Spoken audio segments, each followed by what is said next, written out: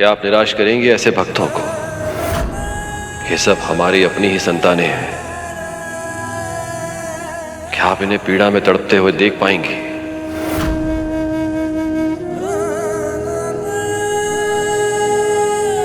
भयानक वेदना में इन्हें प्राण देते हुए देख पाएंगी आप?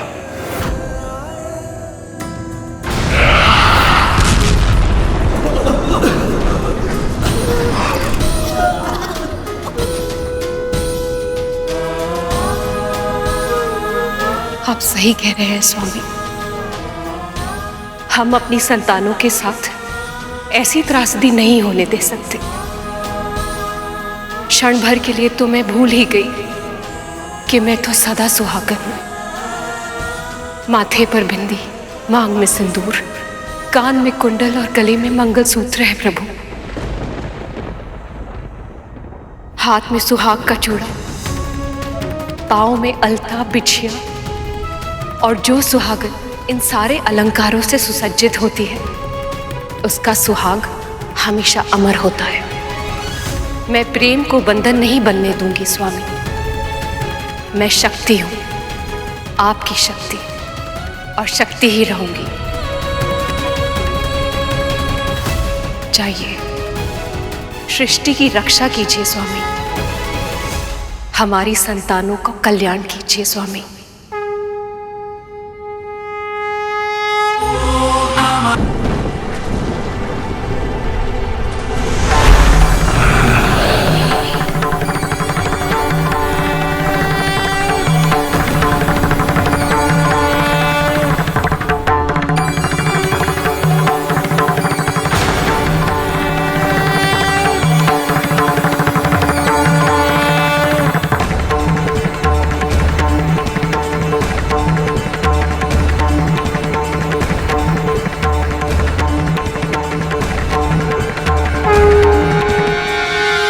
प्रभु, भगवान महादेव को कितना कष्ट हो रहा होगा ना।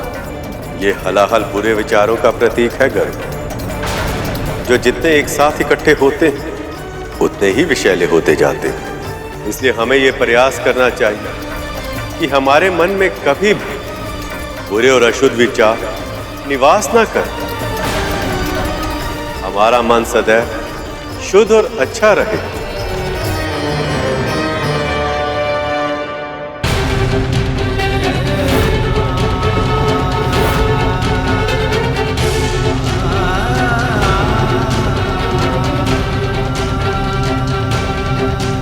स्वामी के भीतर से ही पूरा ब्रह्मांड संचालित होता है। यदि विष उनके कंठ के नीचे गया तो भी विश्व का विनाश होगा। मुझे कुछ करना होगा।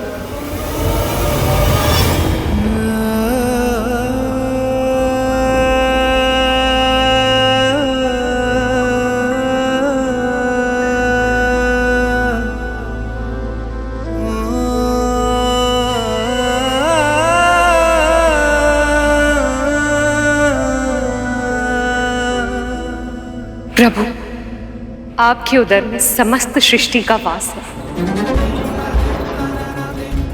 यदि ये हलाहल का विष आपके कंठ से उतरकर उधर तक चला गया तो आपके इस महाप्रयास के बाद भी इस सृष्टि का विनाश निश्चित है। इसीलिए आपको ये हलाहल का विष अपने कंठ में ही रोक कर रखना होगा।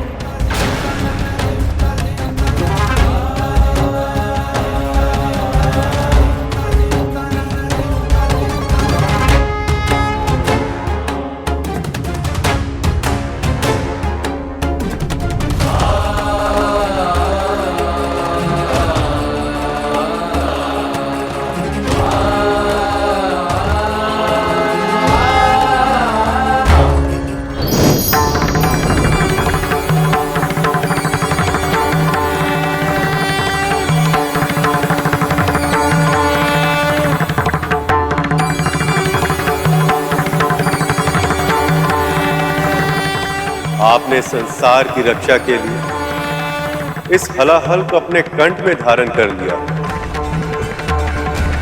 इसलिए आज से संसार आपको नीलकंठ के नाम से भी जानेगा।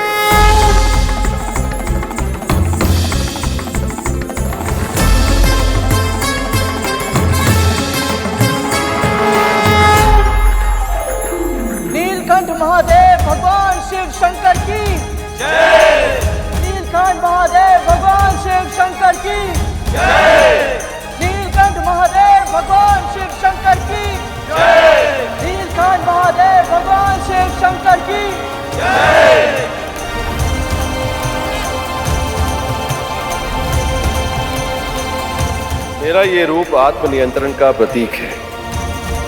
विषैले विचार किसी के भी मस्तिष्क में आ सकते हैं, परंतु ये हम पे निर्भर करता है कि हम उनके विष को, उन विचारों की अशुद्धता को अपने भीतर कितनी गहराई तक समाने देते हैं, उसे अपने हृदय में, अपनी आत्मा में प्रवेश करने देते हैं या नहीं। अर्थात मेरे इस रूप की जो भी पूजा करेगा वह सदैव अपने नकारात्मक, तामसिक, अशुद्ध और विषैले विचारों को नियंत्रण में करके प्रसन्न, संतोषप्रद और शांतिपूर्ण जीवन जीने में सफल होगा। नीलकंठ महादेव भगवान शिव शंकर की जय। नीलकंठ महादेव भगवान शिव शंकर की जय। नीलकंठ महादेव भगवान शिव शंकर की जय।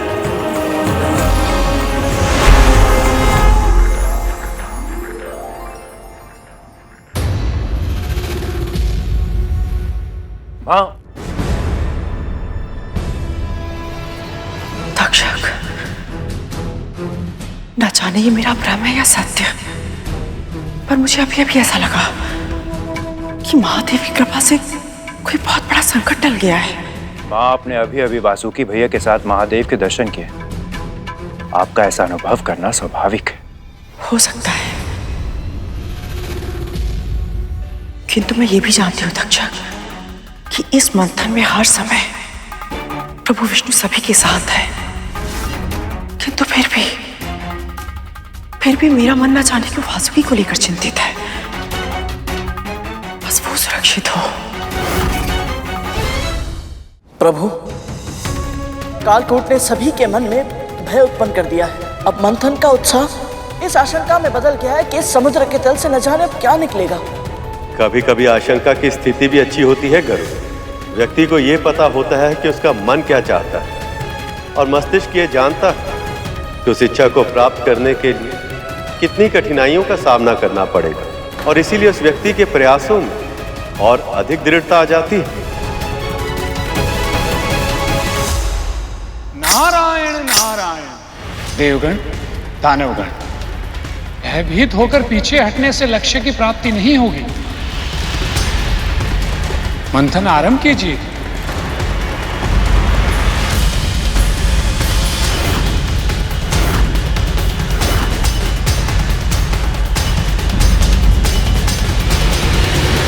नारायण नारायण। प्रभु, आपने जो कहा वो कितनी शीघ्र सत्य सिद्ध हो गया। वो देखिए।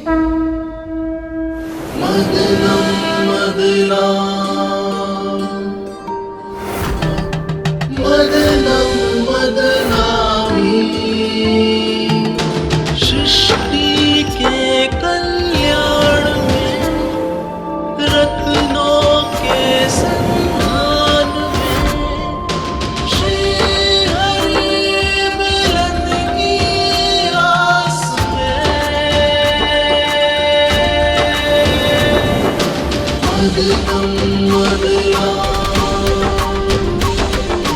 मदनम मदनामी, मदनम मदना, मदनम मदनामी।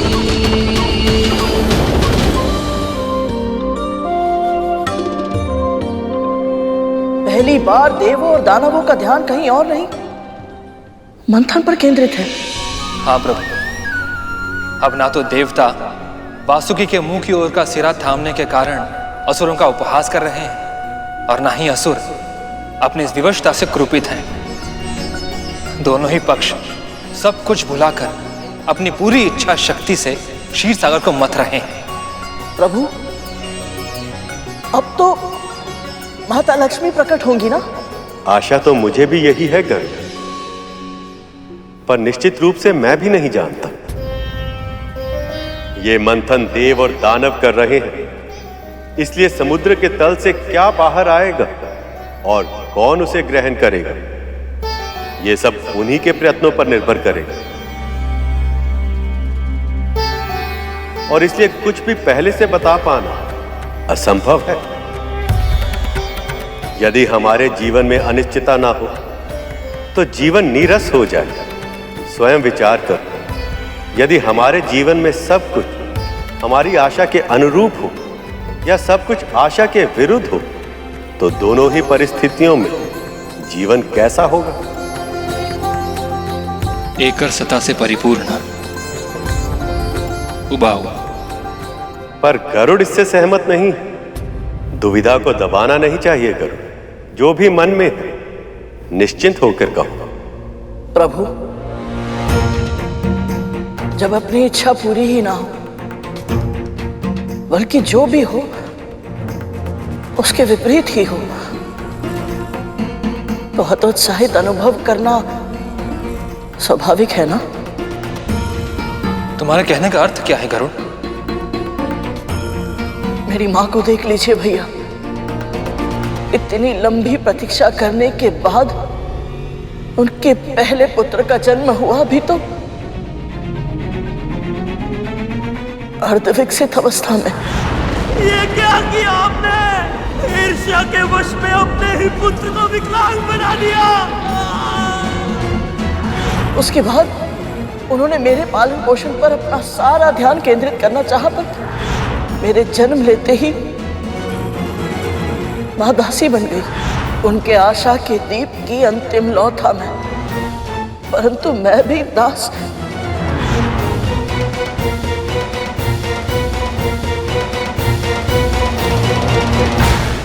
हर अंधेरी रात के बाद सूर्य का उदय होना पहले से ही निश्चित है गरुड़। वैसे ही हर दुख के बाद सुख का आना पहले से ही निर्धारित है। परम पूज्य ब्रह्मा जी ने इस सृष्टि की रचना ही ऐसे की कि समय चाहे अच्छा हो या बुरा, सदैव एक सा नहीं रहता, ऋतुओं की तरह बदलता रहता है। समय आ गया है, अब इसे अपने भविष्य का आभास हो जाना चाहिए।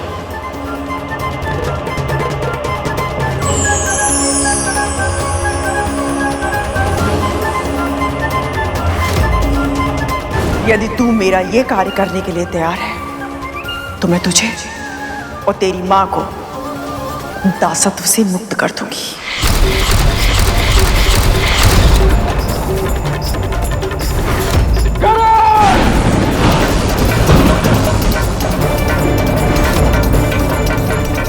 तुम्हें ऐसा नहीं करना चाहिए गरुड़, इस पे तुम्हारा अधिकार नहीं।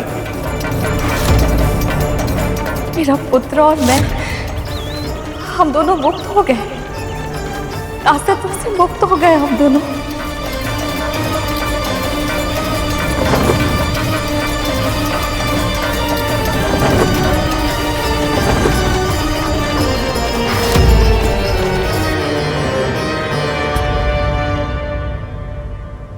भविष्य के गर्भ में क्या छिपा है, ये जाने बिना अपने कर्म करते रहने से चिंतन बढ़ता है, और जान लेने से चिंता।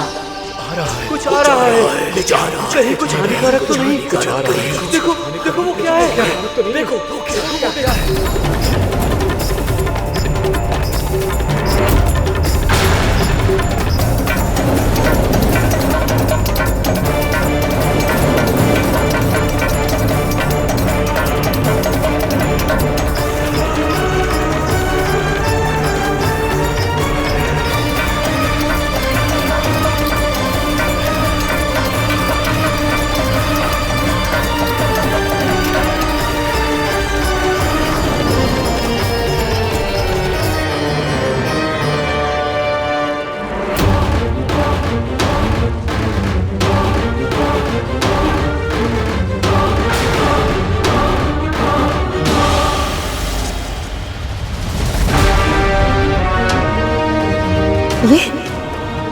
ये क्या हो रहा है?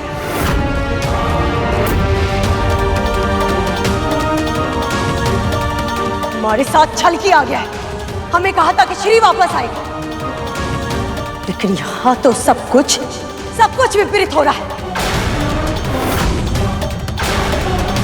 जो बच्ची कुछ समृद्धि थी वो भी जा रही है। नारायण ने हमारे साथ छल किया है, झूठ बोला है हमें।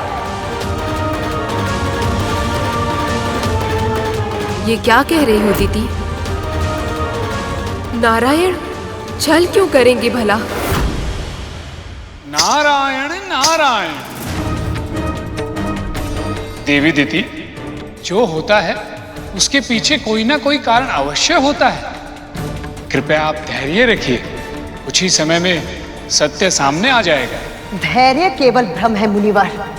सत्य तो यह है कि मेरे आभूषण फीके पड़ रहे हैं, मेरे गहने, मेरे कंगन, सब कुछ।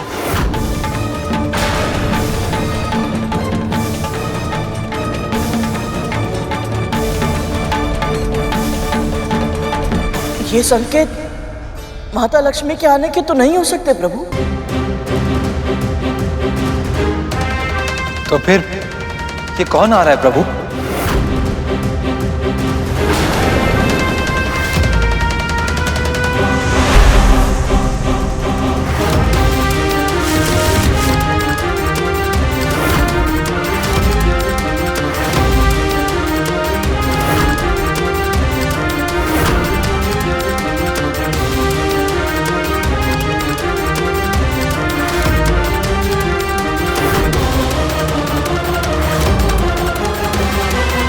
लक्ष्मी,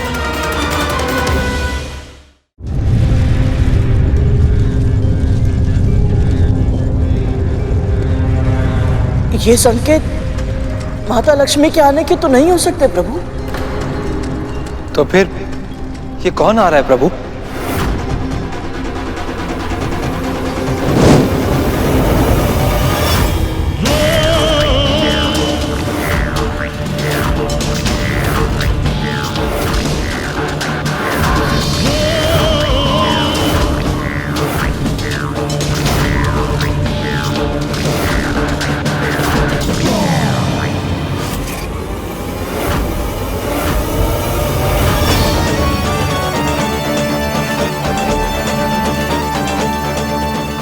लक्ष्मी,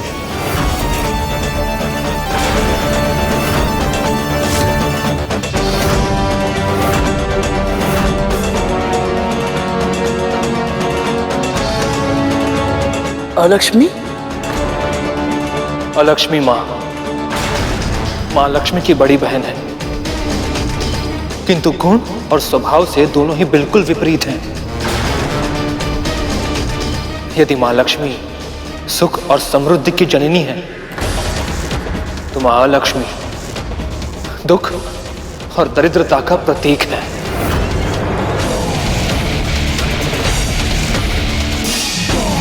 देवी अलक्ष्मी? हे महादेव, ये तो अनर्थ हो गया।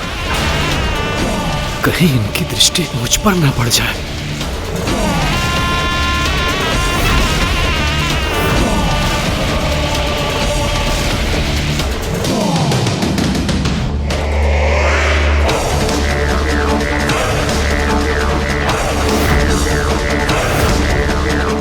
प्रभु, ये सभी अलक्ष्मी माँ से इतना भयभीत क्यों हो गए? क्योंकि इन्हें भय कि यदि इनके जीवन में देवी अलक्ष्मी की छाया भी पड़ गई तो इनके जीवन में दुख और दरिद्रता छा जाएगी।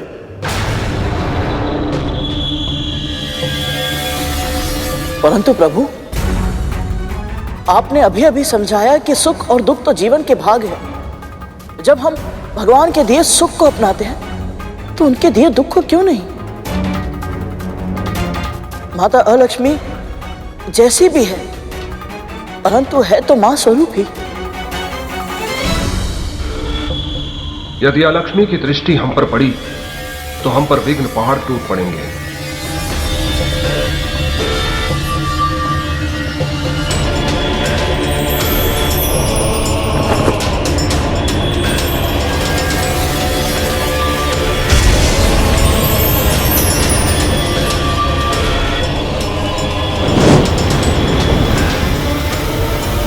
माता अलक्ष्मी,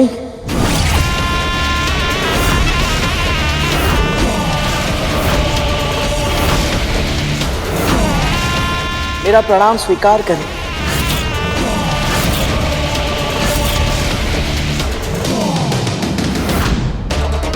क्या गरुड़ को इस बात का ज्ञान नहीं है कि वो क्या कर रहा है? सभी खुद को अलक्ष्मी के प्रकोप से बचा रहे हैं और ये खुद विपत्ताओं को आमंत्रित कर रहा है।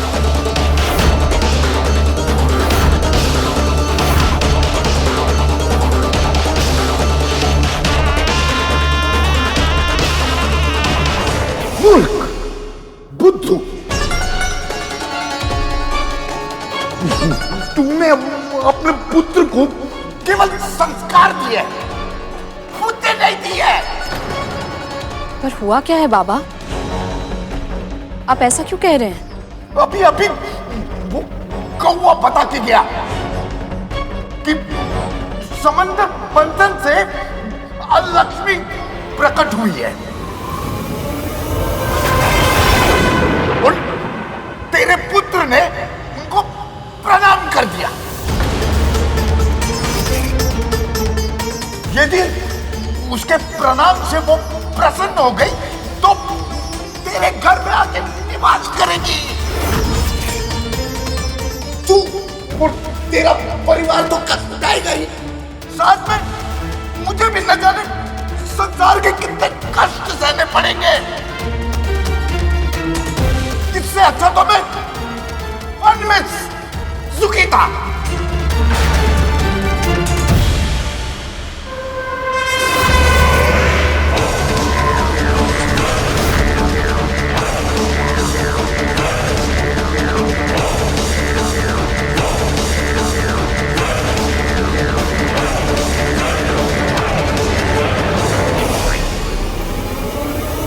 मूर्ख, कौन है तू जो मुझे प्रणाम कर रहा है?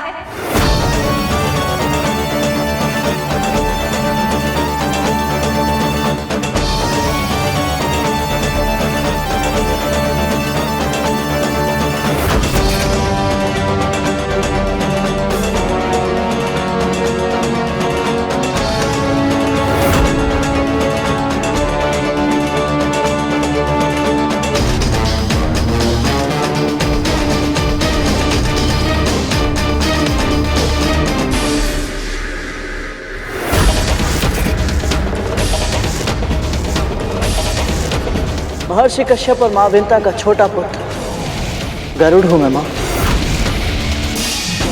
मेरा प्रणाम स्वीकार करें। गरुड़,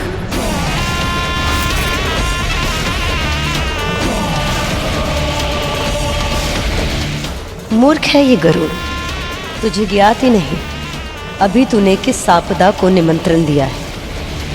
केवल ज्ञान होना पर्याप्त नहीं होता, विवेक भी होना चाहिए।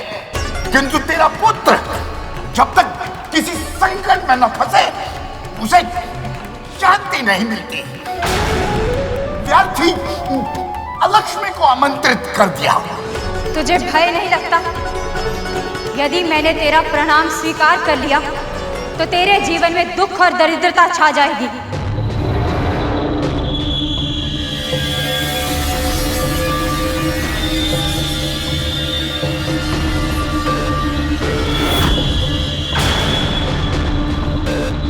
स्वयं को जीवन देने वाली मां को दासी बने देखने से बड़ा दुख और क्या हो सकता है।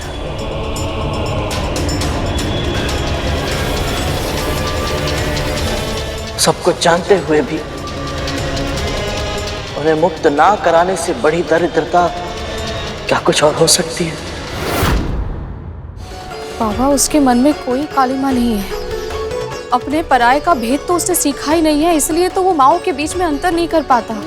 लेकिन तुझे तो अंतर करना पड़ेगा ना। अब यदि उसके कारण लक्ष्मी तेरे यहाँ निवास करने आ गई तो वो महल देख रही है ना। उस महल की दुर्दशा तेरी इस कुटिया से भी अधिक हो जाएगी। जितने दुख तू अभी भुगत रही है ना, उससे कहीं अधिक दुख तेरी बहन और उसके पुत्रों को भोगना पड़ेगा। और ये दुख वहीं नहीं रुकेगा, तेरा पता पूछते हुए यहाँ तक आ जाएगा। तुम सब तो कष्ट भोगोगे ही। तुम सबके साथ आज में गुण की तरफ मैं भी जाऊंगा।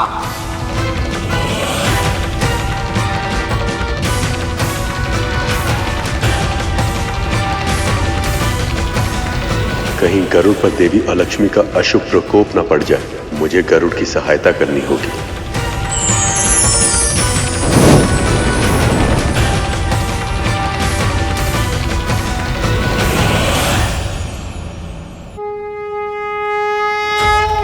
लक्ष्मी का प्रणाम स्वीकार हो नारायण। आपके मंथन के कारण मैं समुद्र से बाहर तो आ गई, पर देवों और दानवों में से कोई भी मेरे निकट तक नहीं आना चाहता। मैं कहाँ जाऊं नारायण?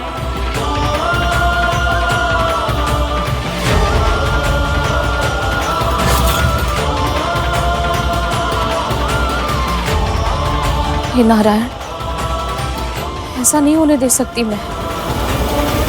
बाबा, आप ही बताइए, देवी अलक्ष्मी को महल में प्रवेश करने से कैसे रोकूं मैं? असंभव नहीं है, किंतु बहुत कठिन है।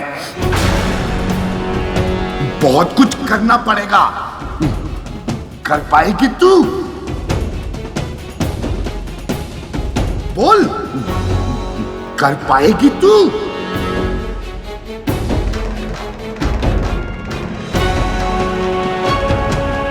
जहां जहां देवी लक्ष्मी का जाना असंभव हो, वो सभी स्थान आपके लिए ही हैं। जहां अशुद्धता हो, अशोच हो, अन्न का अनादर हो, जूठन हो, वहां आप सहर्ष निवास कर सकती हैं।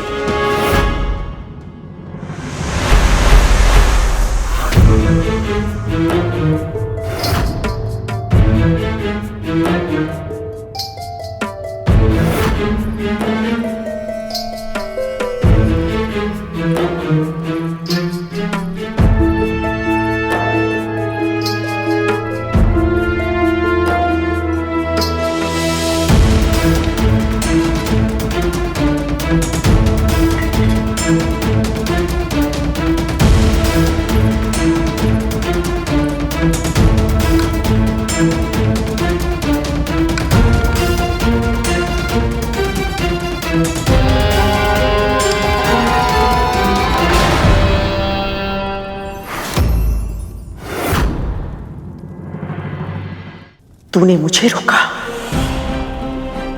इतना तो साहस। जहां सत्य और संस्कार का अनादर होता हो, छोटी छोटी बातों पर कलह और कलेश होता हो, वहां आप निवास कर सकती हैं देवी।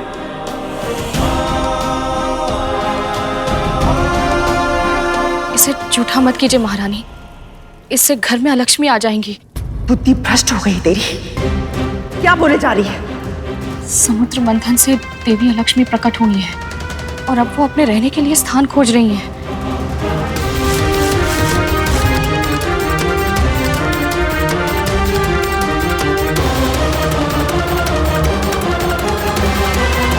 तुझे किसने बताया ये? वो बाबा है ना, उन्हें कौवे ने बताया। क्या कह रही है तू? कौन सा कौवा और क्या बताया उसने? वो सब अभी समझाने का समय नहीं है महारानी। सबसे पहले हमें इस पूरे महल को ठीक से स्वच्छ करना होगा। कहीं भी कोई भी ऐसी वस्तु नहीं होनी चाहिए जो दरिद्रता को आकर्षित करे। कितनी अंधविश्वासी हो गई है तू। यदि मैंने थोड़ा सा भोजन चख लिया तो कोई पहाड़ टूट पड़ेगा या बिजली गिर जाएगी। भोजन झूठा हो जाएगा महारानी, और झूठे भोजन का भोग नहीं लग सकता।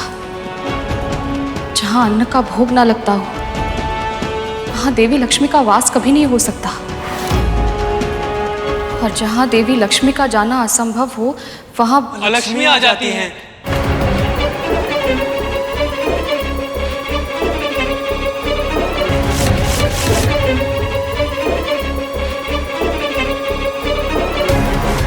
जहां अस्वच्छता इतनी हो कि घर में मकड़ी के जाले लग गए, जहां धूल होती हो, वहां आप निवास कर सकती हैं देवी।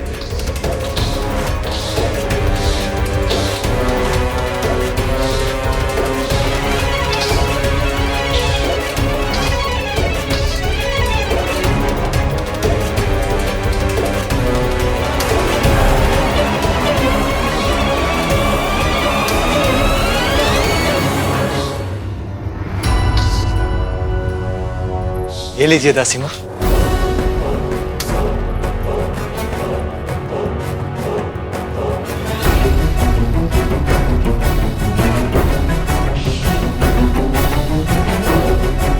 तुम दोनों इसकी सहायता क्यों कर रहे हो? सहायता?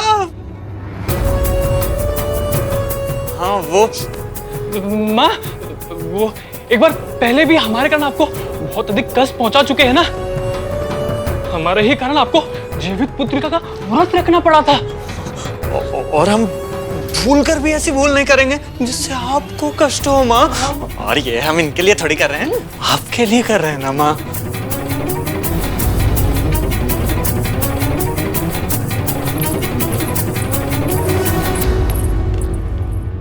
जहां के निवासी पांव धोए बिना आसन पर चढ़ जाते हैं और सदैव अपने पांव हिलाते रहते हैं, वहां भी दरिद्रता आती है।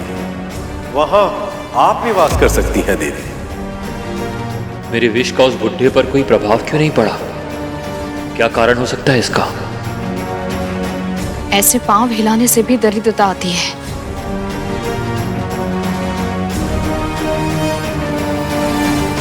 वो कैसे वे माता? पांव हमारी स्थिरता के प्रतीक होते हैं। यदि हम ऐसे लेटकर पांव हिलाते हैं तो इससे हमारी स्थिरता समाप्त होती है और हम अस्थिर होते जाते हैं, और ये हमारे अस्तित्व के लिए संकट बन जाता है। इसी तरह यदि गंदे पांवों के साथ विश्राम किया जाए तो बुरे स्वप्न आते हैं। तब तो कालिया भैया को तो कल से बुरे स्वप्न आ रहे हैं। वो इस बात से चिंतित है कि कहीं उनके विष का प्रभाव समाप्त तो नहीं हो गया। तब तो फिर हमें शीघ्र ही उन्हें रोकना चाहिए। पर कैसे?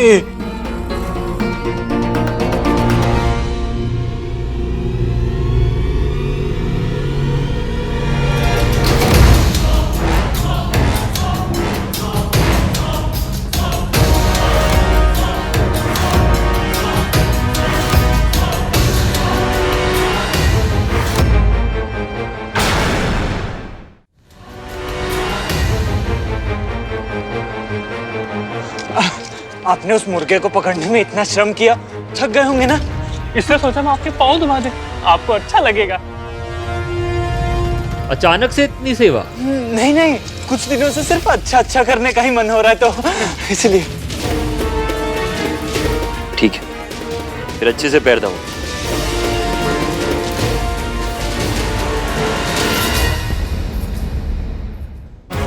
सभी अपने घर को तो स्वच्छ रखते हैं, पर अपनी गंदगी, अपने कूड़े को निकालकर बाहर रख देते हैं।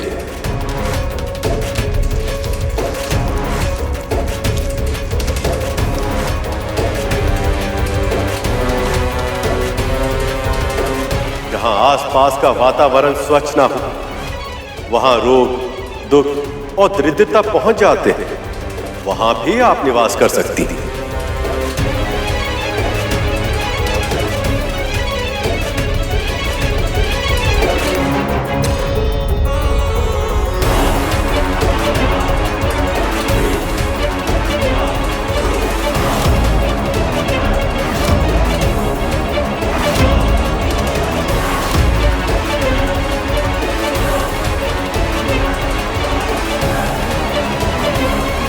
ये महल तो स्वच्छ है, यहाँ सुंदर रंगोली भी बन रही है, सुगंध और शुद्धता भी है। यहाँ के वातावरण में एक शुभ ऊर्जा का वास है। मैं यहाँ नहीं रह सकती।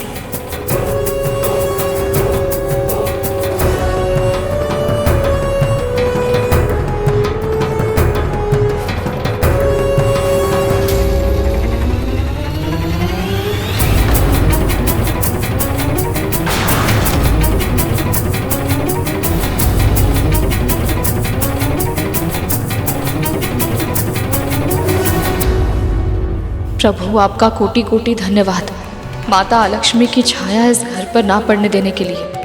पुत्री, आज तुमने देवी आलक्ष्मी के प्रकोप से अपने आप और अपने परिवार को बचा लिया।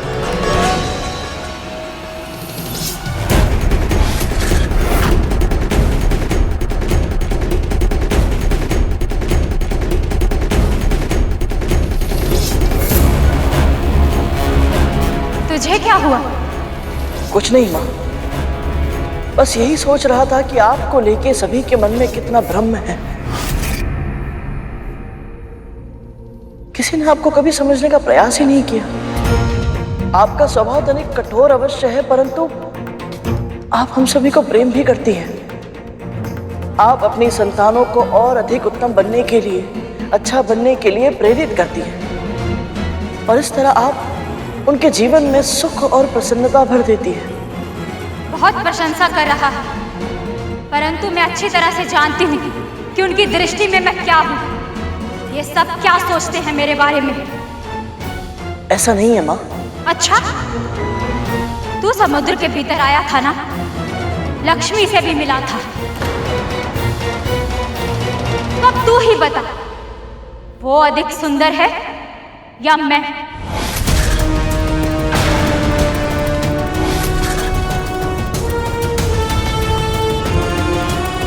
ये किस प्रश्न में फंसा दिया माँ ने? जब भी कोई स्त्री ऐसा प्रश्न पूछती है तो बड़े से बड़े ज्ञानी सही उत्तर नहीं दे पाते। यदि गरुड़ के उत्तर से माँ रुष्ट हो गई तो पता नहीं क्या होगा।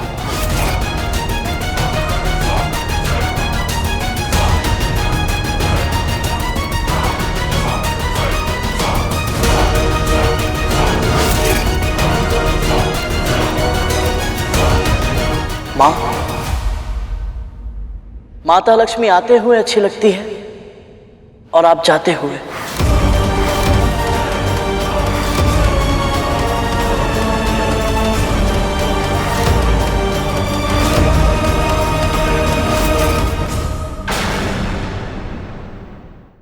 तू समुद्र के भीतर आया था ना, लक्ष्मी से भी मिला था। तब तू ही बता, वो अधिक सुंदर है या मैं?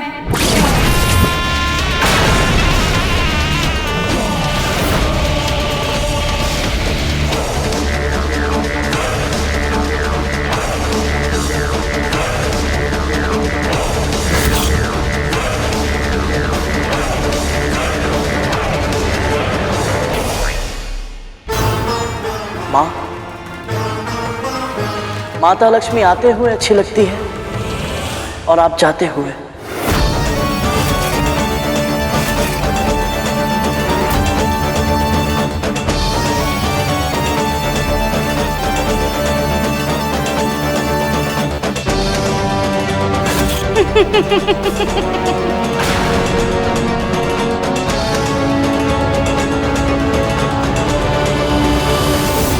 मुझे तेरा उत्तर अच्छा लगा।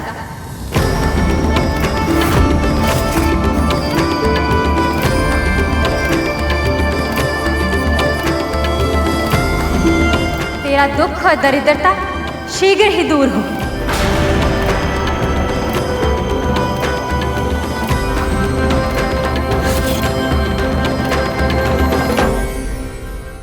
परिस्थितियां कितनी भी कठिन क्यों ना हो, ये इतनी आसानी से बच कैसे जाता है?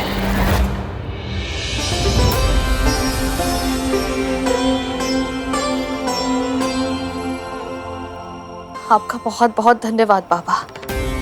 आज आपने मेरी और मेरे परिवार की रक्षा कर ली। बड़ी विचित्र प्राणी है तू। अब तुम लक्ष्मी चली गई, अब क्यों अश्रु बहा रही है? हाँ बाबा, पर ये सब आपके बिना संभव नहीं हो पाता। आप भले ही कितने ही कठोर बन जाएं, कितने ही कटु वचन कह लें, सत्य तो ये है, आज आपने मुझे और मेरे परिवार को बचा लिया। मैं आपकी आभारी हूँ बाबा। तुम कहना क्या चाहती है? जानते हैं बाबा, पहले जब जब मेरा पुत्र मुझसे दूर जाता था, मुझे सदैव विचित्र सा भय लगा रहता था। आशंका की छांव में बीतता था मेरा जीवन। उसके बिना एक क्षण भी मेरे मन को शांति नहीं मिलती थी। पर इस बार आपके यहाँ होने से मुझे वैसा अकेलापन अनुभव नहीं हो रहा। ऐसा लग रहा है जैसे मेरा कोई अपना मेरे साथ है। बस अपना बोलकर संबंधी बनाने की आवश्यकता नहीं है। मुझे रिश्ते नाते मुंह पसंद नहीं है, तभी तो मैं अकेला मन में वास करता हूं। अब क्या बातों से ही मेरा पेट भरेगी? क्या भूख लगी है? कुछ खाने को ला। अभी लाई बाबा।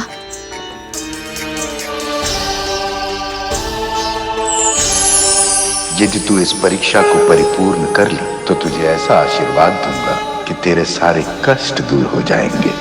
प्रभु, निवास के लिए स्थान मुझे कहीं ना कहीं मिल ही जाएगा, पर हर स्त्री की तरह मेरा भी एक स्वप्न है कि मुझे भी कोई जीवन साथी मिले, कोई हो जिसे मैं अपना सकूं और जो मुझे अपना ले पूरे मन के साथ।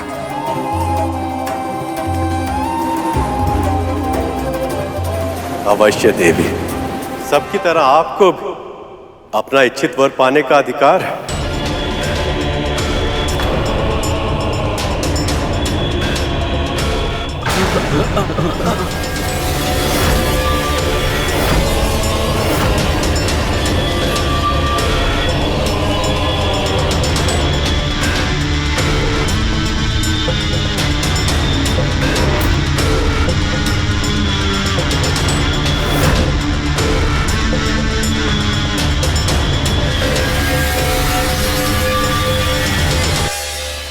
कोई भी मेरे गुण दोषों के साथ मुझे स्वीकार करने के लिए तैयार नहीं है नारायण, इसलिए मैं आपका आवाहन करती हूँ कि आप मुझे स्वीकार करेंगे, आप मुझे स्वीकार करेंगे, मुझे स्वीकार करेंगे।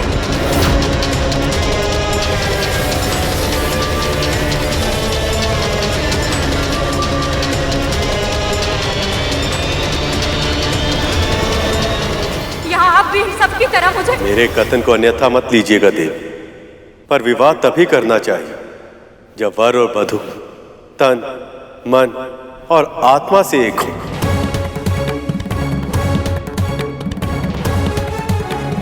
पर मैं तो देवी लक्ष्मी की प्रतीक्षा कर रहा हूं।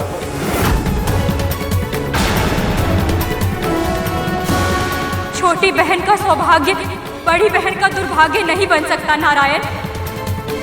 मुझे भी ऐसा ही वर चाहिए जिसमें आपका अंश हो। मैं आपकी ये इच्छा पूर्ण करने में असमर्थ हूं देवी, पर मैं आपको दिव्य दृष्टि का वरदान अवश्य दूंगा, जिसकी सहायता से आप अपने लिए योग्य और उपयुक्त वर ढूंढ पाए।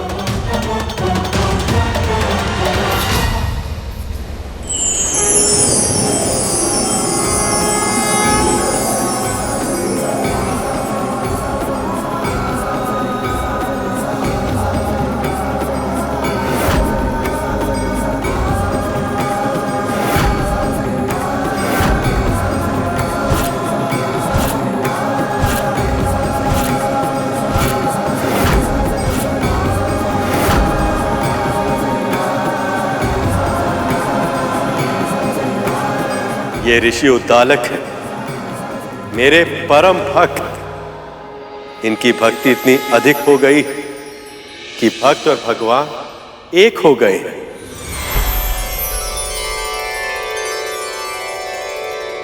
ये मुझे स्वीकार है नारायण।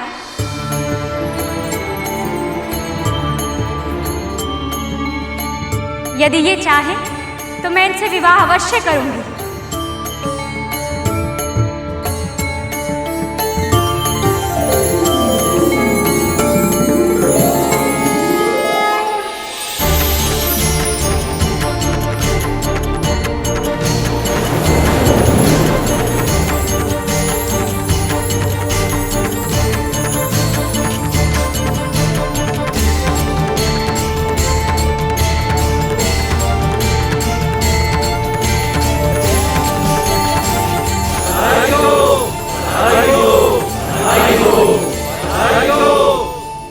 आपका जीवन शुभमय हो लक्ष्मी।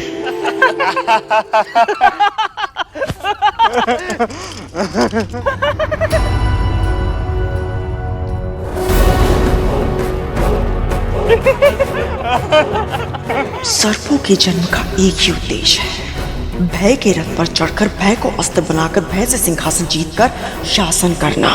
पर यहाँ तो उल्टी गंगा बह रही है। विष धारण करने वाले यदि कोमल स्वभाव अपना लेंगे, ऐसे हास परिहास में समय व्यर्थ करेंगे तो युद्ध कैसे कर पाएंगे? ये कैसे जीतेंगे अपने शत्रु से? कुछ अधिक ही बदलाव आ रहा है मेरे महल में।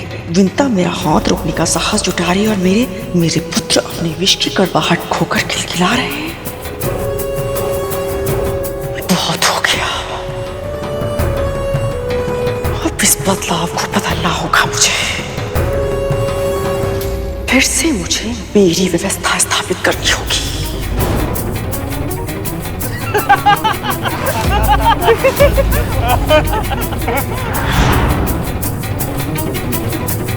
प्रभु आपकी कृपा से मंथन फिर से आरंभ हो गया।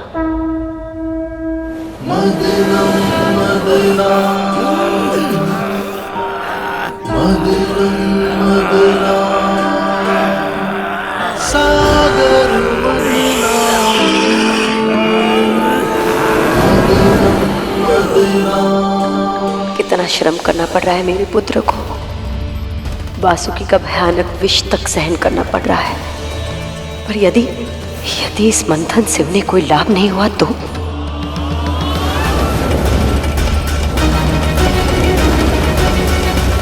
बलि, यदि इस बार कोई विनाशकाली शक्ति प्रकट हुई तो हम असुर इस मंथन को बीच में ही छोड़ देंगे।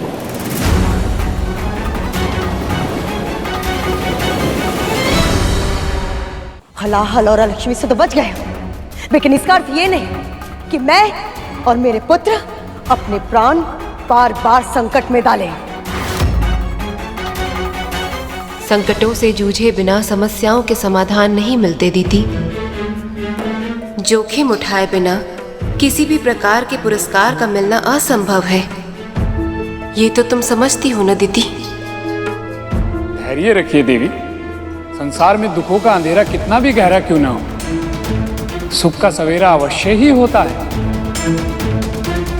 मेरा पूरा विश्वास है इस बार कुछ कल्याणकारी ही निकलेगा। नारायण नारायण।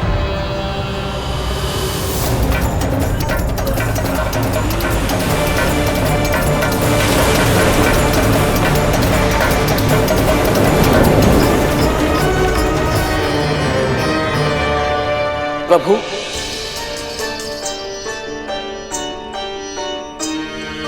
हो सकता है अब माता लक्ष्मी प्रकट हो।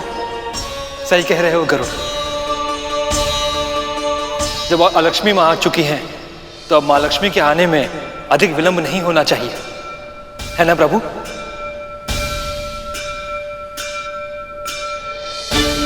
आपकी आंखें आपके मन का दर्पण है प्रभु। ये बता रही है कि अपनों के आने की प्रतीक्षा करना कितना कठिन होता है। मेरी माँ भी ऐसे ही मेरी प्रतीक्षा कर रही होंगी। एक बार माता लक्ष्मी आ जाए तो कुछ देर के लिए मैं अपनी माँ के दर्शन कराऊंगा। मेरे बिना वो न जाने कैसी होंगी। बस बड़ी माँ और उनके नाग पुत्र माँ को अधिक सता ना रहे हो। जब विंता का महाबलशाली पुत्र उसके साथ था तब भी उसने कभी इस तरह मेरा अनादर करने का, मेरी आज्ञा की अवहेलना करने का साहस नहीं किया, बल्कि अपने पुत्र को सदैव यही शिक्षा दी, मेरे हर अच्छे बुरे हर आदेश का सम्मान करने की शिक्षा। तो फिर अब अचानक ऐसा क्या बदल गया कि वो मेरे सामने दृष्टि उठाकर बात करने लगी? आप बिल्कुल सही सोच रही हैं माँ। कुछ तो निश्चित रूप से बदला है। तुम्हें मेरे मन की बात कैसे पता चली? माँ, यदि माँ अपने पुत्रों के मन की बात पढ़ सकती है तो पुत्र भी तो अपनी माँ का मन पढ़ सकते हैं। आप तो बस ये सोचिए कि हमारे आसपास का वातावरण कब से बदलने लगा। हाँ माँ, यदि ये पता चल जाए तो हो सकता है कि आपको ये स्वयं पता चल जाए कि हमारे इस महल में जो भी कुछ घट रहा है उसका सही कारण क्या है। सही कह रहे हो तुम दोनों। आपको जो दंड देना है मुझे दे दीजिए, पर उन बाबा को जाने के लिए नहीं कह सकती मैं। अब बताएगी भी? बात क्या है? बाबा को पौष्टिक आहार चाहिए महारानी। उस बुढ़े में अवश्य ही कुछ बात है। जब से वो आया है इस विंता का मनोबल भी बढ़ गया है और हम सब मिलकर भी उसे कुटिया से बाहर नहीं निकाल पा रहे हैं। क्या हुआ? फेंक दिया उस बूढ़े को बाहर? उसे महल से बाहर फेंकना तो दूर की बात है माँ, हम दोनों उस मायावी के आसपास भी नहीं पहुंच पा रहे माँ। जब से उस बुड्ढे ने इस महल में प्रवेश किया है तब से ही सारी गड़बड़ चल रही है। कुछ दिन पहले मुझे भी एक तीव्र झटका लगा था। अवश्य वो बुड्ढा सारी समस्या की जड़ है। समस्या की जड़? नहीं नहीं माँ, वो तो समाधान। माँ, इसके कहने का अर्थ है समस्या की जड़ तो आपने ढूंढ ही ली है, अब समाधान भी मिल ही जाएगा। इस महल में जो भी कुछ घट रहा है उसका कोई ना कोई संबंध उन बाबा के इस महल में आने से ही है। वृंदा ऐसे ही किसी को मार्ग से उठाकर अपनी कुटिया में नहीं लाएगी, और जितना यत्न के साथ वो उसकी सेवा कर रही है, कोई ना कोई कारण तो अवश्य है, कोई उद्देश्य या कोई छुपा हुआ लक्ष्य। और वो क्या है मैं जान कर रहूंगी, और यदि सच में वो बाबा चमत्कारी है तो उसका आशीर्वाद मुझे मिलेगा, उस वृंदा को नहीं।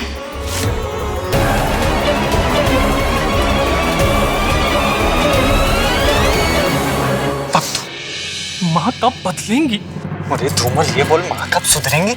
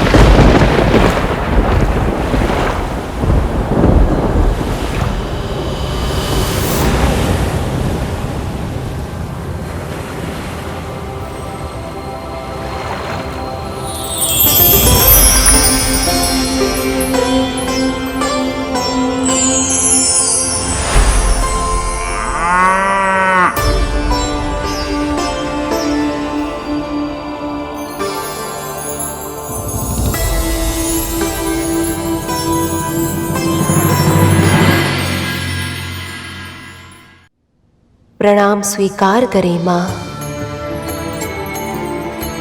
प्रभु, ये गौ माता कौन है और इनमें इतना विशेष क्या है कि इनके प्रकट होते ही वातावरण में अभूतपूर्व शुद्धता और शांति व्याप्त हो गई।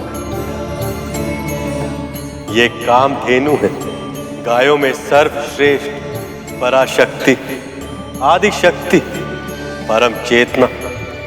ये चिरायु है और जन्मी और सबसे महान है। उन मां ललिता ने संसार के कल्याण के लिए इस दिव्य कामधेनु गाय के रूप में अपना सर्वसुलभ चैतन्य रूप प्रकट किया है।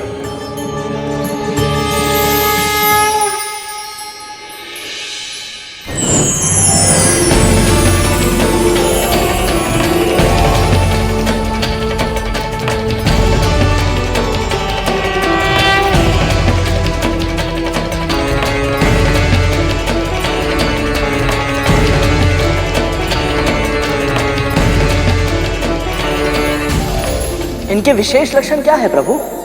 कामधेनु की रीढ़ की हड्डी पर सूर्य केतु नाड़ी होती है, जो हानिकारक विकिरण को समाप्त कर वातावरण को स्वच्छ करती है। इसके साथ साथ ये नाड़ी गाय के तन में स्वर्ण का निर्माण भी करती है, जो उनके दूध, मूत्र और गोबर से सहज ही प्राप्त किया जा सकता है। हम दूध और मूत्र का उपयोग करते हैं और गोबर खाद के रूप में खेतों में उगने वाले अनाज के माध्यम से हमारे तन में प्रवेश करता है। इनकी पूंछ भूमि को छूती है और स्त्रियों की चोटियों के समान सदैव गुथी ही होती हैं। हिंसा का संदेश देने वाले इनके ये सींग सदैव उल्टे ही होते हैं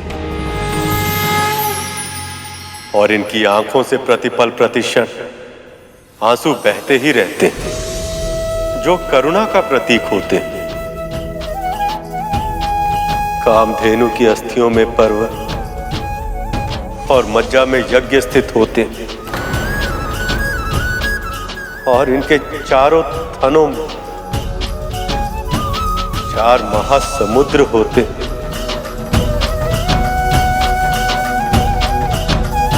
और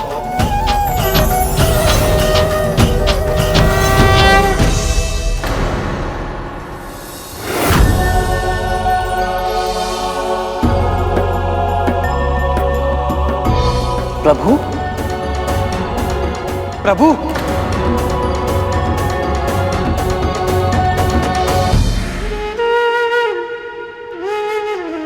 क्या हुआ प्रभु? आप अचानक कितने भावुक क्यों हो गए? नारायण भावुक इसीलिए हो गए क्योंकि कामधेनु के पिछले भाग में देवी लक्ष्मी का वास होता है।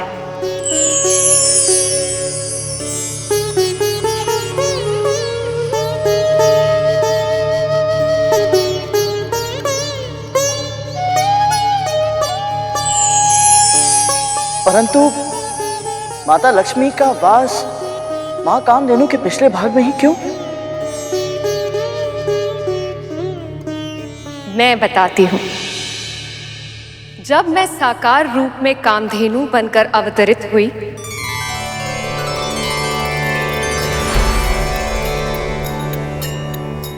तब सभी देवी देवता मुझ में स्थान ग्रहण करने आए।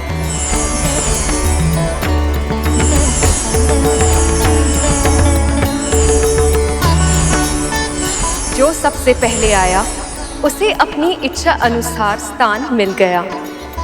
मेरे इस कामधेनु अवतार के सींगों के जड़ों में सदैव प्रजापति ब्रह्मा और महाविष्णु प्रतिष्ठित होते हैं। सींगों के अग्र भाग में सभी चराचर और तीर्थ स्थित हैं।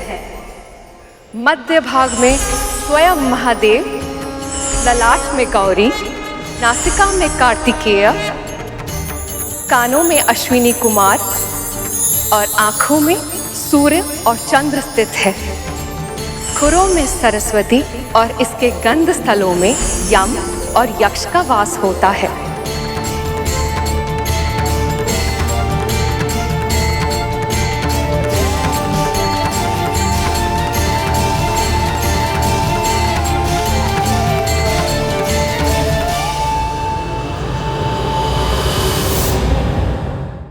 परंतु माता लक्ष्मी का वास मां कामधेनु के पिछले भाग में ही क्यों?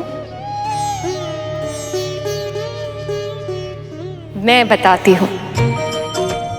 जब मैं साकार रूप में कामधेनु बनकर अवतरित हुई, तब सभी देवी देवता मुझ में स्थान ग्रहण करने आए।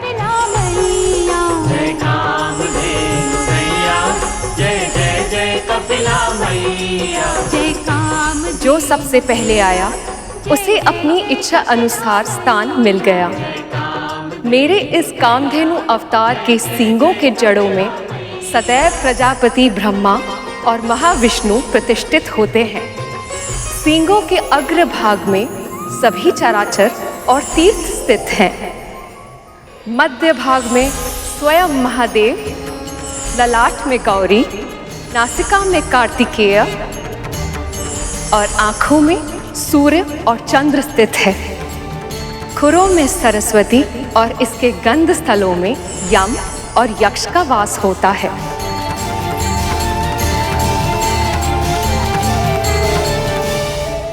प्रणाम माँ।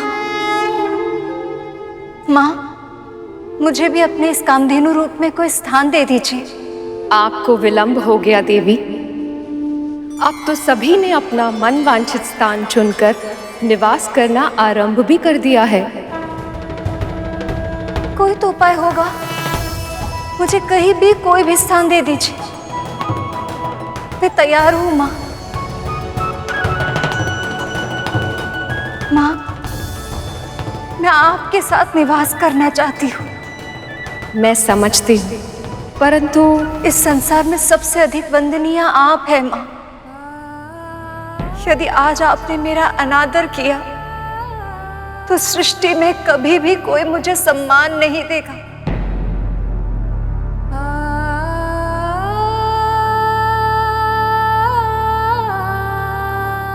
मेरी विनती स्वीकार करें माँ। मुझे स्वीकार है देवी।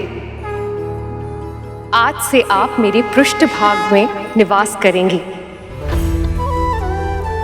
मेरे मूत्र और गोबर को भी शुभ माना जाता है और अब आपके निवास के कारण ये मनुष्यों के लिए और भी अधिक हितकारी होगा।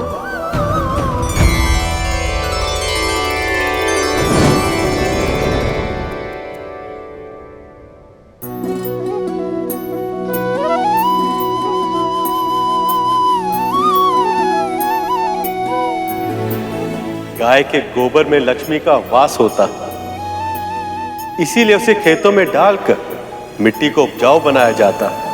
घर की दीवारों में उसका लेप लगाकर उन्हें स्वच्छ बनाया जाता है और चौके में चूल्हे में डालकर उसे शुद्ध किया जाता है।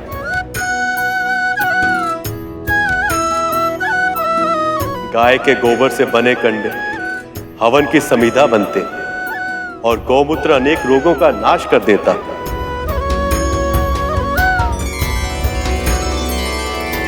भविष्य में स्वयं मैं भी एक अवतार लूंगा जिसमें ना केवल मुझे गौ सेवा का पुण्य अर्जित होगा, बल्कि मैं माखन चोर भी कहलाऊंगा।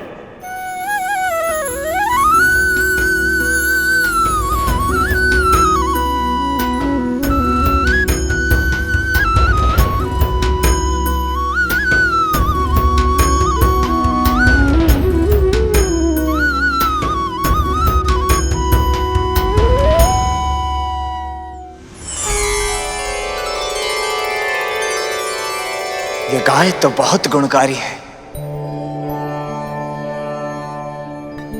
पर यह मिलेगी किसे? और किसे रहा, हम असुरों को ही मिलेगी। असुर सम्राट, विश्व विजेता,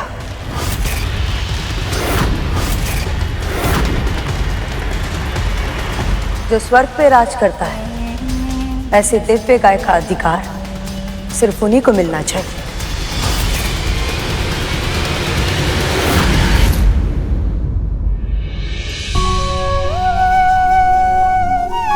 लीजिए। तनिक इसमें शहद मिला दे। जी।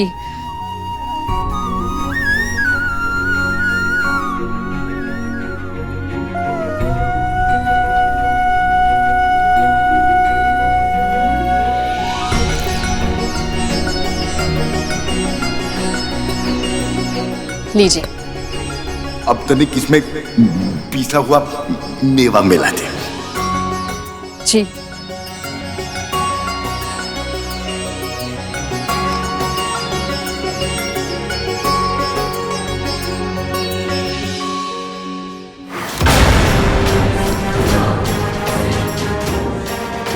स्वयं तो मेरी दया पर जीवित रहती है, इस बुड्ढे की राजसी इच्छाएं तो ऐसे पूरी कर रही है जैसे दासी नहीं महारानी हो। अब पी इसे।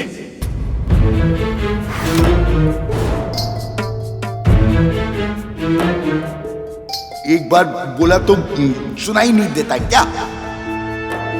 मैंने कहा पी इसे। बाबा, ये तो मैं आपके लिए बचपन में इसी तरह दूध पीना अच्छा लगता था ना तुझे?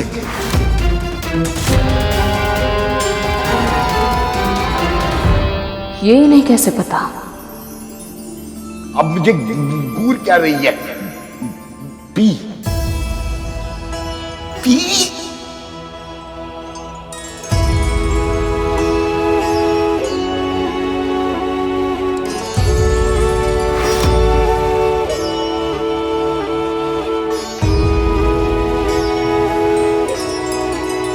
समझना संभव है कौन किसकी सेवा कर रहा है।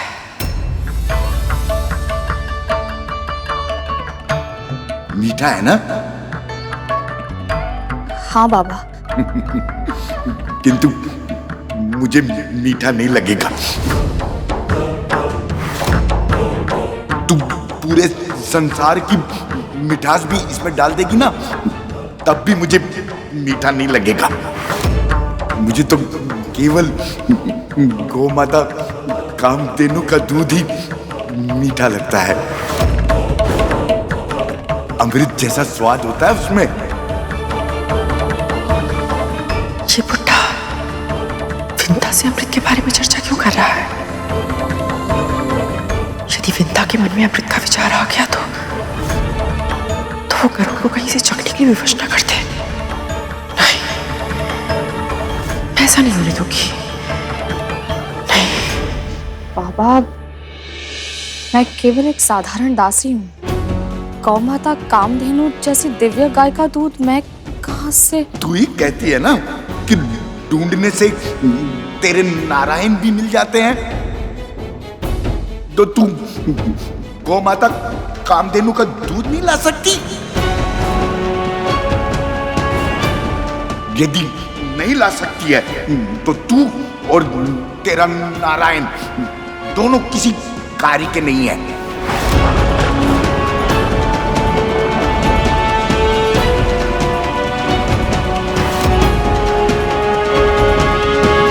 अब दूध भी मुझे मिलेगा और इस बुड्ढे का आशीर्वाद भी। क्षमा कीजिए दिति माँ, महाराज बलि यदि एक बार जीत गए हैं तो इसका अर्थ ये नहीं कि संसार की सभी संपदाएं उन्हें ही प्राप्त होंगी। समुद्र मंथन के रत्न उन्हें ही मिलेंगे जो उसके योग्य हो। युवराज, इस योग्यता का निर्णय किस आधार पर किया तुमने? निर्णय कोई भी हो महाराज, इन देवताओं का आधार केवल छल है। ये दिव्य गाय इन देवताओं को मैं किसी भी मूल्य पे नहीं लेने दूंगा। वज्रांग, ये हमारा अधिकार है और हम अपना अधिकार लेके रहेंगे, चाहे कुछ भी हो जाए।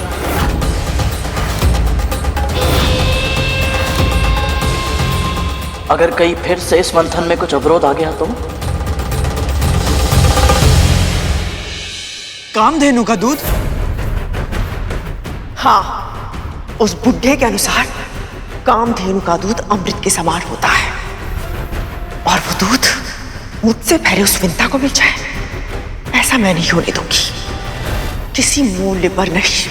इसलिए जाओ, कुछ भी क्यों ना करना पड़े, मेरे लिए गाय का दूध लेकर आओ। पर माँ, हमको तो ये भी नहीं पता वो गाय मिलेगी कहाँ। नहीं पता है तो पता करो। एक सहस्त्र पुत्रों का वरदान मैंने इसलिए नहीं मांगा था कि उनके होते हुए भी सारी समस्याओं का समाधान मुझे स्वयं करना पड़े। करुण को देखा है, वो कैसे मेरे लिए सूर्य पुष्प लेकर आया था। इसलिए तुम लोग जाओ और मेरे लिए गाय का दूध लेकर आओ। जाओ।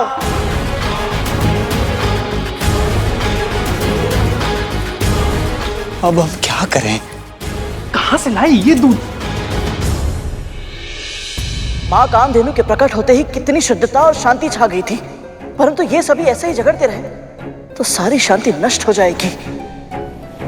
इससे पहले कि आप सभी ये निर्णय करें कि ये दिव्य कामधेनु गाय किसे मिलनी चाहिए, आप सभी को ये जान लेना चाहिए कि जो भी इसकी सेवा करेगा वो पूरी तरह से सात्विक हो जाएगा।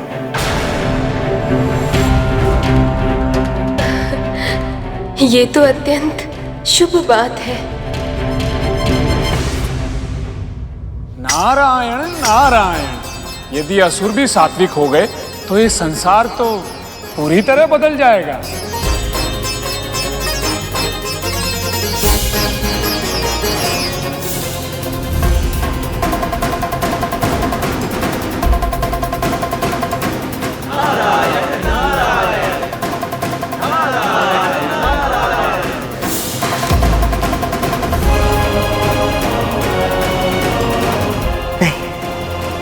ऐसा नहीं होगा बलि, हम ये कामधेनु ग्रहण नहीं कर सकते।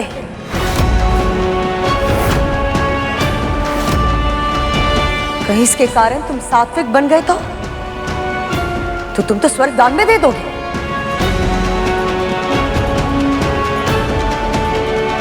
प्रभु की युक्ति काम कर गई, अब गौ माता देवताओं को मिलेगी। नहीं, हमें किसी ऐसी वस्तु की प्रतीक्षा करनी चाहिए जो बल और शक्ति का पल्ला हमारे तरफ झुकाए रखने में हमारी सहायता करे।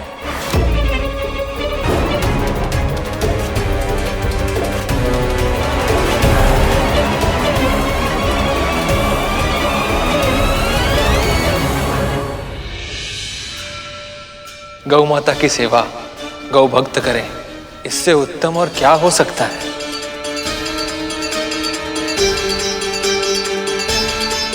क्या हुआ गरुड़, तुम इस निर्णय से प्रसन्न नहीं हो? मैं इस बात से प्रसन्न हूं प्रभु कि गौ माता उन दुष्ट असुरों के पास नहीं गई जो सबको सताते हैं, जिनकी प्रवृत्ति ही दुष्ट है। परंतु न जाने क्यों मेरे मन में संदेह हो रहा है प्रभु कि गौ माता इनके पास जाने के बाद प्रसन्न नहीं है। इतना जानते हो तुम गौ माता के मन को? ऐसा नहीं है प्रभु, मैं तो केवल इतना ही जानता हूं कि मां कामधेनु की आंखों में आंसू तो सदैव रहते हैं, परंतु आज इन आंसुओं में वो प्रसन्नता नहीं दिखाई दे रही जो तब दिखती है जब बहुत लंबे समय के बाद मैं अपनी मां से मिलने जाता हूं और वो अपनी आंखों में आंसू भरकर मुझे निहारती है।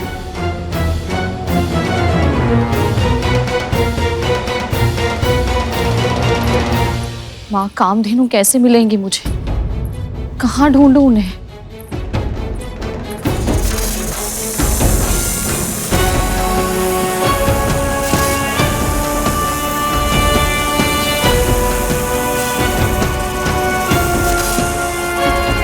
ये इतने सारे नाग एक साथ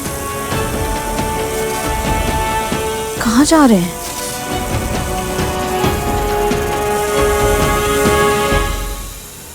तक तो धूमल, क्या हो रहा है? कहाँ जा रहे हो तुम सब?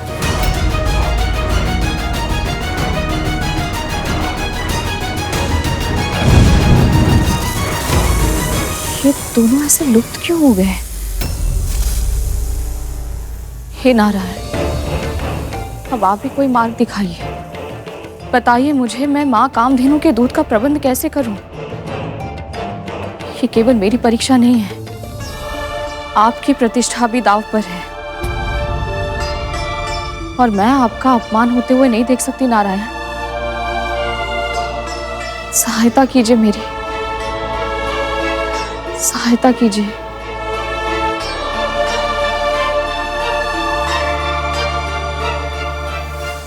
माँ कहती हैं कि जब कुछ पहली बार प्राप्त हो तो उसे ब्राह्मण और ऋषियों को दान देना चाहिए। इसलिए हम आपको दान देने आए हैं। आज्ञा दीजिए माँ। धन्यवाद माँ।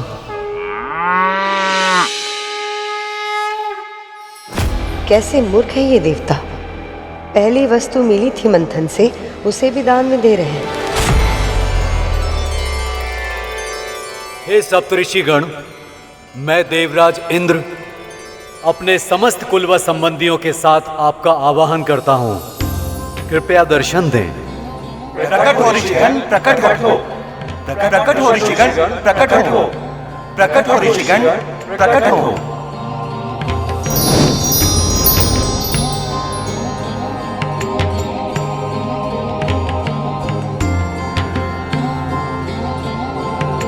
कल्याण,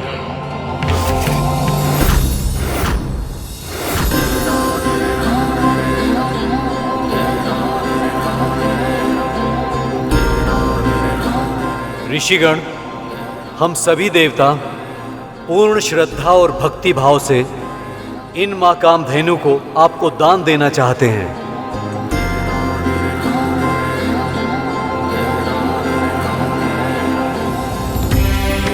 कृपया इन्हें स्वीकार कर हमें कृतार्थ करें। देवराज,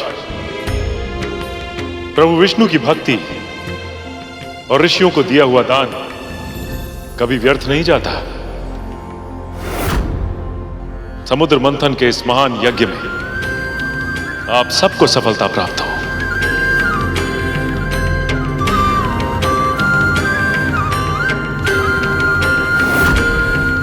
इंद्र तो बहुत चालाक निकला। गाय माता को दान देकर अमृत प्राप्त करने का मार्ग सरल कर दिया।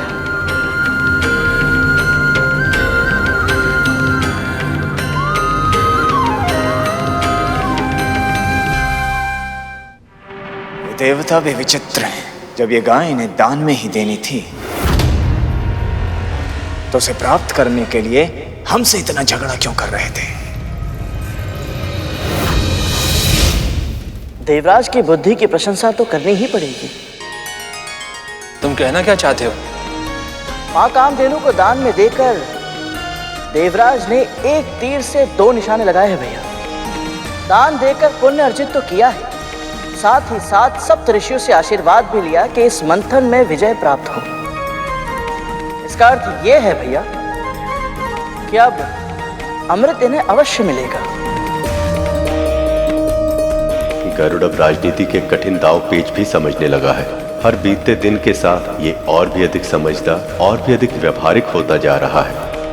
एक दिन इसके यही गुण वैकुंठ के उपयुक्त बनने में इसकी सहायता करेंगे।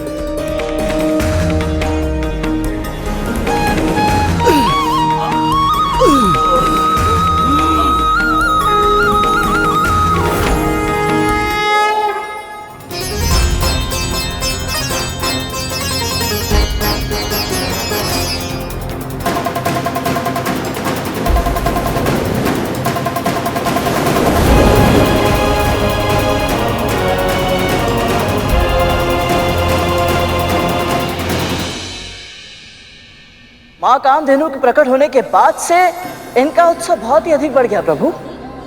हाँ प्रभु, इन्हें देखकर ऐसा लग रहा है जैसे ये सब कुछ भूल चुके हैं कि अभी अभी इसी मंथन से हलाहल नाम का राक्षस भी निकला था और अलक्ष्मी मां भी।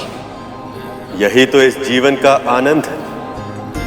सुख आते ही मनुष्य का मन चंचल हो जाता है और फिर वो अपने सभी दुख भूल जाता है। और ये भी कि ये सुख भी उतना क्षणिक है जितना दुख था।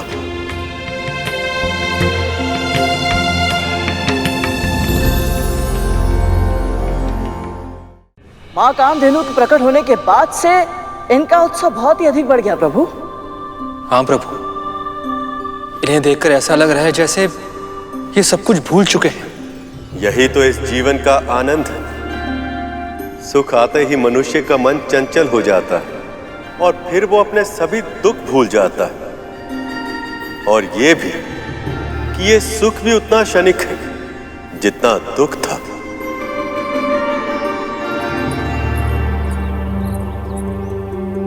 मुझे क्षमा कीजिए बाबा, मैं आपके लिए गौमाता कामधेनु का दूध लाना तो दूर, ये तक नहीं समझ पा रही हूँ उनकी खोज कहाँ से आरंभ करूं। अच्छा बता, गौ माता से हमें क्या क्या प्राप्त होता है? गाय के दूध से नारायण का अभिषेक होता है, उससे जो दही बनता है उसे अन्न में मिलाकर नारायण के लिए प्रसाद बनाया जाता है। उनके घी से सभी अनुष्ठान पूरे होते हैं। और इन सब वस्तुओं का सबसे अधिक प्रयोग कहाँ होता है? किसी ऋषि के आश्रम में। स्वामी, मेरे स्वामी महर्षि हैं।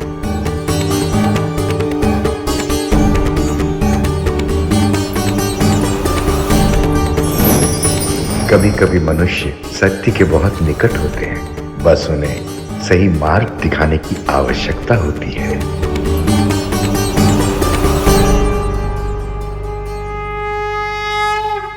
मैं दक्ष पुत्री विंता अपने स्वामी प्रजापति महर्षि कश्यप का आह्वान करती हूँ। कृपया दर्शन दें।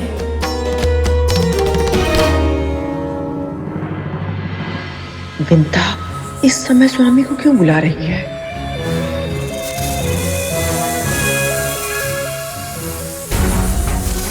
दुबल, हमारे अन्य भाई तो रिक्त हाथ भी वापस चले आए। आज तक तो यदि गुरु दत्तात्रेय को दूध नहीं मिला तो वो तो क्रोधित होंगी, और यदि विंता माता को पहले दूध मिल गया तो माँ हमारी जो दशा करेगी उसकी तो कल्पना भी असंभव है।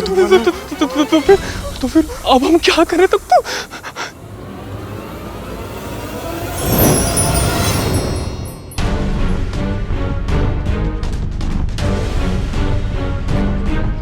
स्वामी,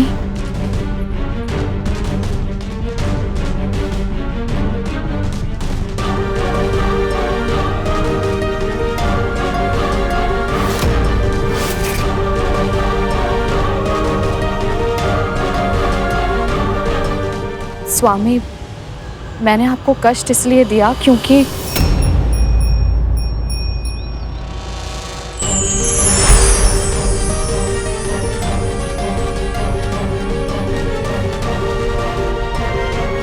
गौ माता कामधेनु।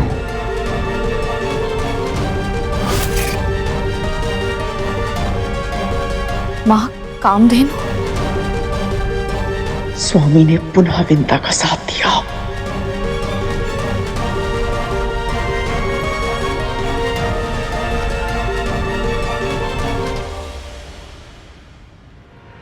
प्रणाम स्वीकार करें माँ।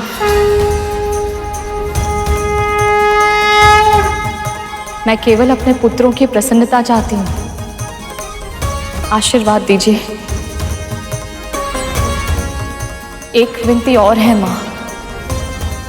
एक बूढ़े बाबा को आपके दूध की आवश्यकता है। आज्ञा दीजिए। एक बार फिर विंता जीत गई। अब इस दूध की सहायता से उस बुढ़े बाबा का आशीर्वाद उसे ही प्राप्त होगा। आज फिर से स्वामी ने उस विंता का साथ दिया। माँ, अब ये सब सोचकर क्या लाभ? क्रोध मत कीजिए ना। क्रोध ना करो। एक तो तुम दोनों ने कुछ किया नहीं और ऊपर से स्थिति की गंभीरता को नहीं समझ रहे हो। तुम दोनों नहीं जानते एक छोटी सी घटना का कितना बड़ा मूल्य चुकाना पड़ेगा। देवताओं और दानवों को अमृत मिलने वाला है। यदि वो करुण किसी भी कारणवश और भी अधिक शक्तिशाली हो गया तो मेरे पुत्रों को सर्वश्रेष्ठ बनाने का मेरा स्वप्न सदैव सदैव के लिए अधूरा रह जाएगा।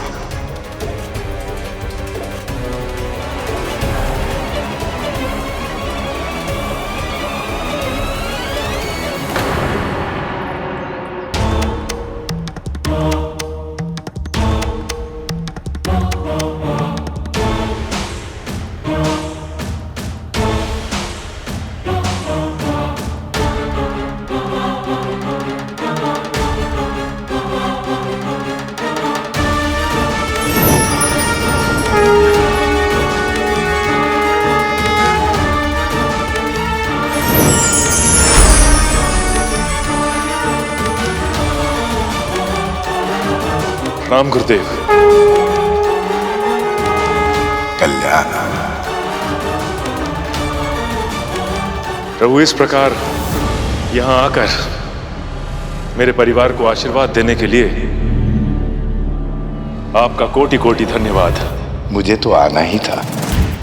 आप तो जानते ही हैं, अब समय आ गया है कि विंता और गरुड़ को उनकी परिस्थितियों से मुक्त कराया जाए ताकि गरुड़ अपनी नियति को पाने की दिशा में आगे बढ़ सके।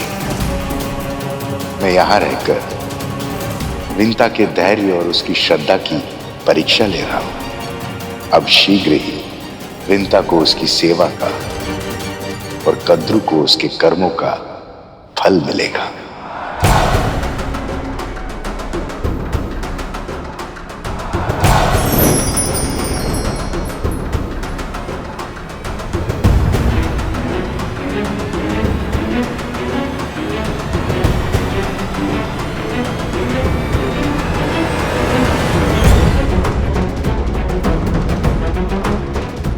तो स्वामी की बाबा से भेंट हो ही गई।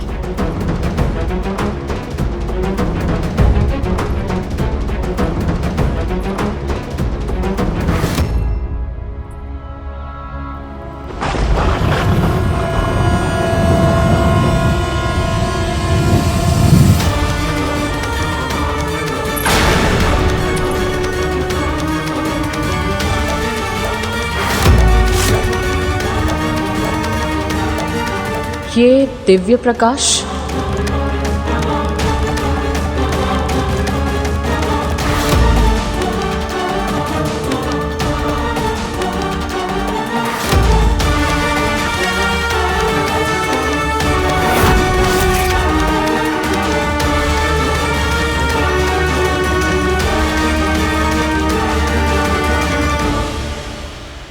तो मेरा संदेह बिल्कुल सही था। ये साधारण बुड्ढा नहीं है, अवश्य ही कोई दिव्यात्मा है। तभी तो हमारे स्वामी स्वयं से प्रणाम कर रहे हैं। पर कौन है ये?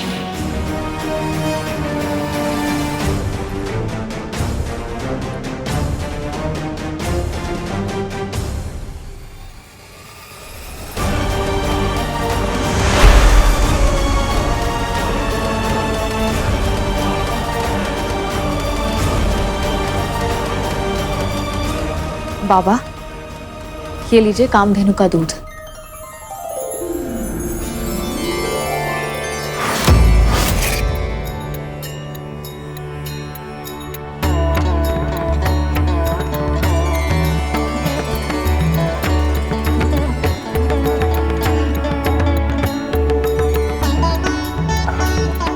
स्वादिष्ट। विंता, आपने बहुत अच्छा किया जो इन वृद्ध बाबा को यहां ले आई। हमें पूर्ण विश्वास है कि अगर आप पूरे मन के साथ इनकी सेवा करेंगी तो ये शीघ्र ही स्वस्थ हो जाएंगे।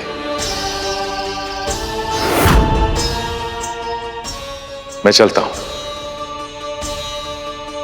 यदि स्वामी ने इस समय मुझे देख लिया तो वो क्षण भर में ही समझ जाएंगे कि मेरे मस्तिष्क में कौन सी योजना चल रही है।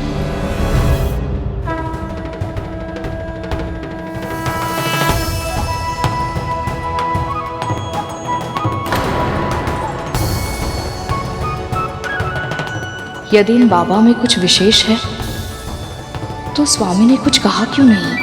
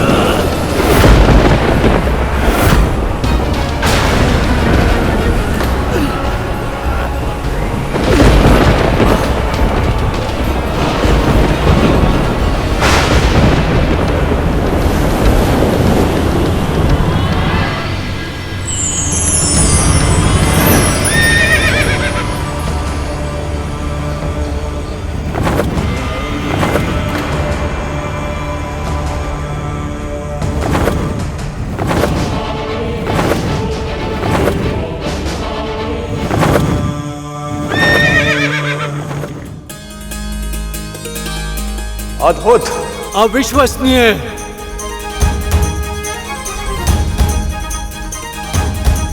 इसके रूप ने तो सभी का मन मोह लिया। कौन है ये पशु? उच्च श्रवा, उच्च श्रवा, उच्च श्रवा। श्वेत और काले में बहुत अंतर होता है, मैंने अपनी आंखों से देखा है। तो बोले, शर्त लगाने का साहस हारने वाले को जीतने वाले की एक बात माननी होगी। कल सुबह होने से पहले तुम सब जाकर उच्च श्रवा की पूंछ से लिपट जाना। दूर से देखने पर किसी को भी भ्रम हो जाएगा कि उसकी पूंछ काले रंग की है। कल तक तो इसकी पूंछ श्वेत रंग की थी। तुझे मेरी दासी बनना पड़ेगा जीवन भर के लिए।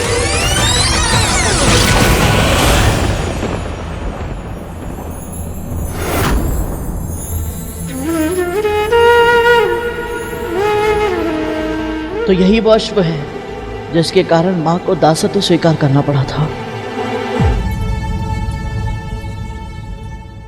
विंता,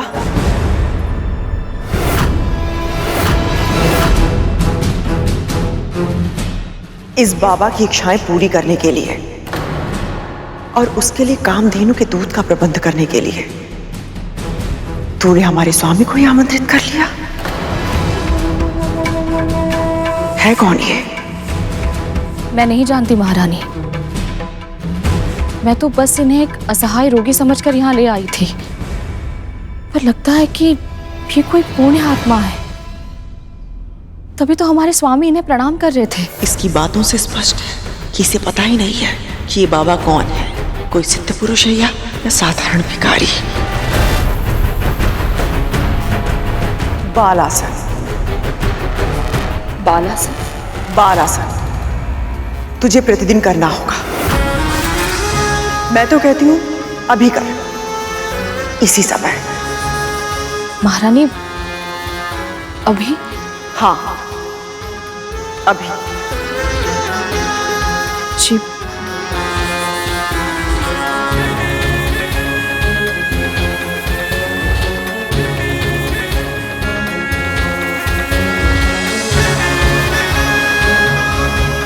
तेरा स्थान मेरे चरणों में है, क्योंकि तू मेरी दासी थी, है और सदैव रहेगी।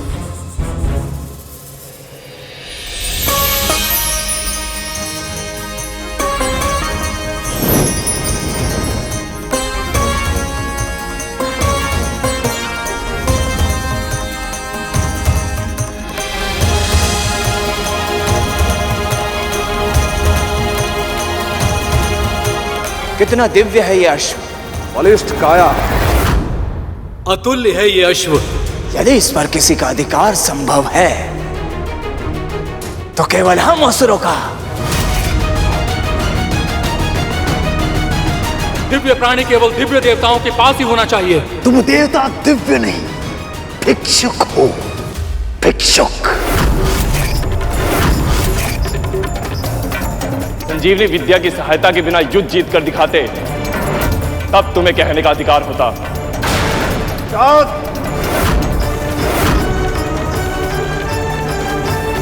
दिव्य कोई हो ना हो, पर इस अश्व को दिव्य लोक में रहने का अधिकार है।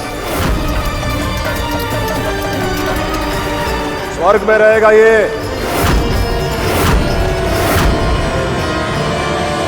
तुम्हें क्या लगता है गरुड़, किसे मिलना चाहिए ये घोड़ा? तुझे मेरी दासी बनना पड़ेगा जीवन भर के लिए।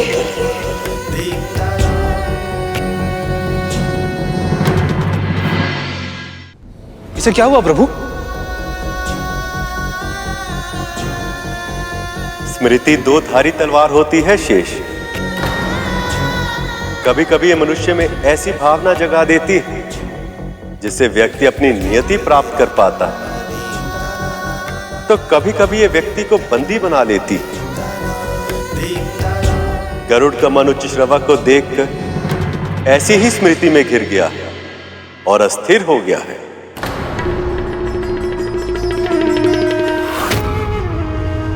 मुद्रा तो बिल्कुल सही है तेरी। ऐसे ही नित्य किया कर। कहते हैं इसे करने से दृष्टि तीव्र होती है, और तुझे तेरी दृष्टि तीव्र करने की बहुत अधिक आवश्यकता है। तूने दूर से देखा और तुझे लगा हमारे स्वामी महान ऋषि उस बाबा को प्रणाम कर रहे हैं।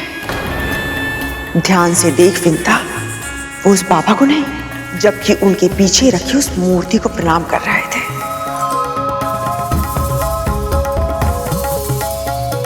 क्या लगा था तुझे कि वो बाबा कोई सिद्धपूर्ण आत्मा है? तुझे पता है राविंता कि तू मेरी प्रिय दासी है, और मैं तुझे निराश होते हुए नहीं देख सकती, इसलिए सत्य तो बताना पड़ेगा।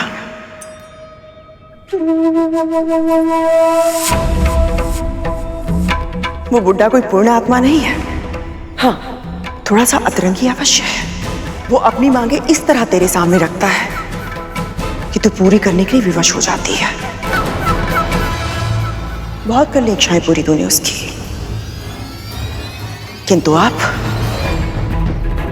अब उसकी सेवा मैं करूंगी, वो भी अपने ढंग से।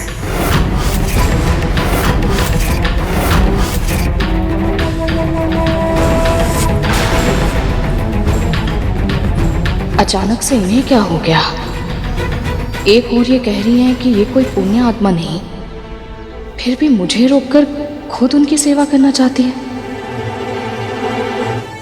पहले गाय आप सबको मिली थी देवराज, पर अब यश हमें मिलना चाहिए। मां कामधेनु हमारे पास नहीं है राहु। आप सबके सामने हमने उन्हें दान दे दिया है। ये तुम्हें पहले सोचना चाहिए था देवराज इंद्र। जब भीख मांगने की स्थिति हो तो दानवीर नहीं बनना चाहिए। वचनों की तीर भी कुछ कम घायल नहीं करते।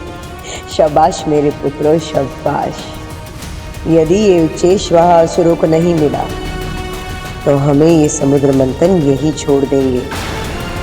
इस प्रकार वाद विवाद में फंस गए तो ये समस्या नहीं सुलझेगी, ये झगड़ा बढ़ता ही जाएगा। हे नारायण, न्याय कीजिए।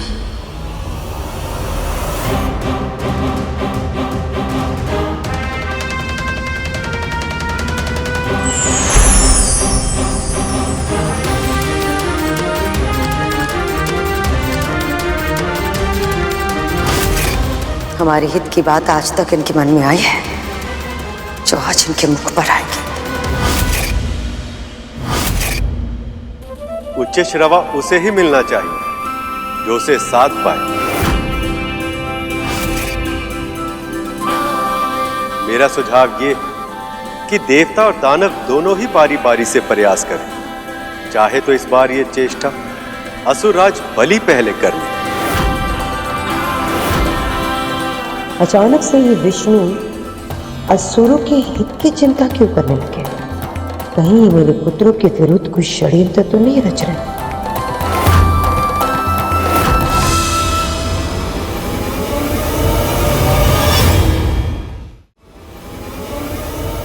बलि, मेरी बात मान। पहला प्रयास इंद्र को करने दे।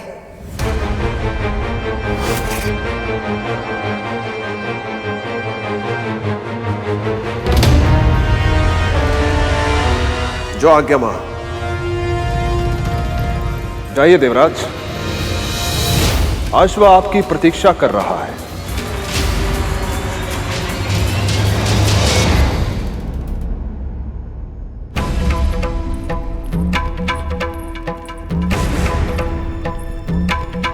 सब जाओ यहां से।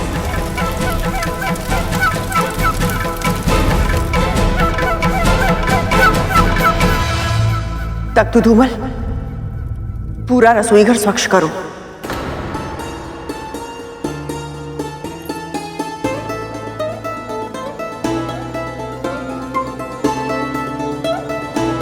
माँ आखिर करना क्या चाहती हैं और क्यों कर रही हैं ये सब?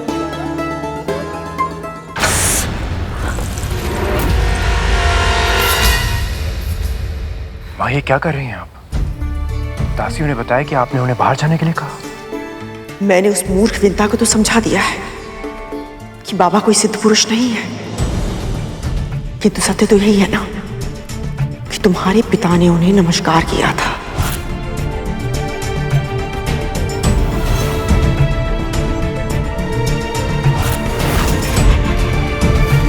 इसका तो एक ही अर्थ निकलता है कि वो कोई साधारण पुरुष भी नहीं है। मान लिया कि वो बुढ़ा कोई मायावी नहीं, सिद्ध पुरुष नहीं है, परंतु मां, आपको स्वयं ये सब कुछ करने की क्या आवश्यकता थी? आवश्यकता है तक्षक, आवश्यकता है। इतने दिनों तक उस विंता ने बाबा की सेवा करके न जाने कितना पुण्य अर्जित कर लिया होगा। अब मुझे उसकी सेवा करके विंता से अधिक पुण्य अर्जित करना होगा, ताकि सारा आशीर्वाद मुझे मिले, उस दासी को नहीं। यदि फिर भी आशीर्वाद नहीं मिला तो? आशीर्वाद में नहीं मिला तो कोई हानि नहीं होगी, किंतु आप उस विंता को और अधिक आशीर्वाद लेने नहीं दोगी।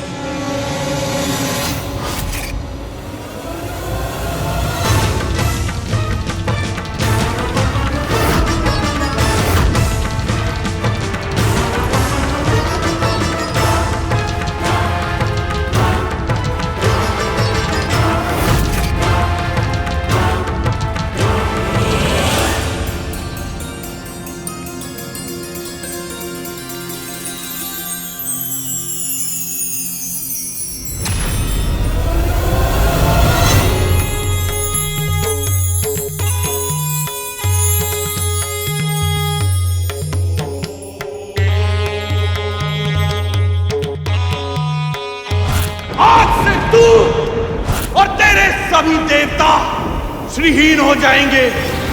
तेरा ऐश्वर्य भूमि में मिल जाएगा। हम तो तुझे यहाँ आशीर्वाद देने आए थे, किंतु अब हम तुझे श्राप देंगे। श्राप!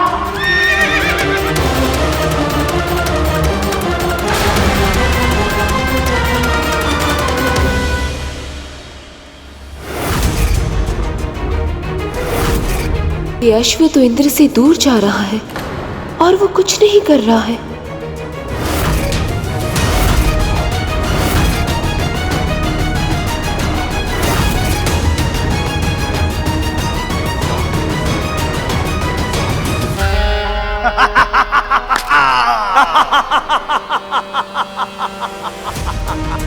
कहा था ना, असंभव है तुम्हारे लिए।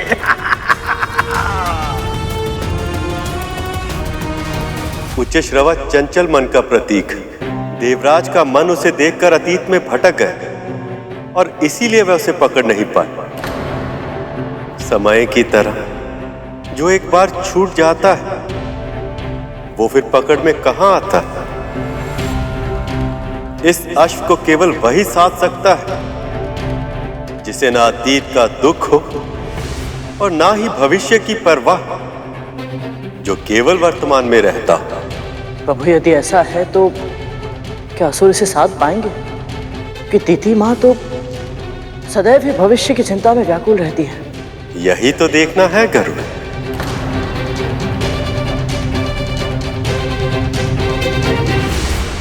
देवराज इंद्र।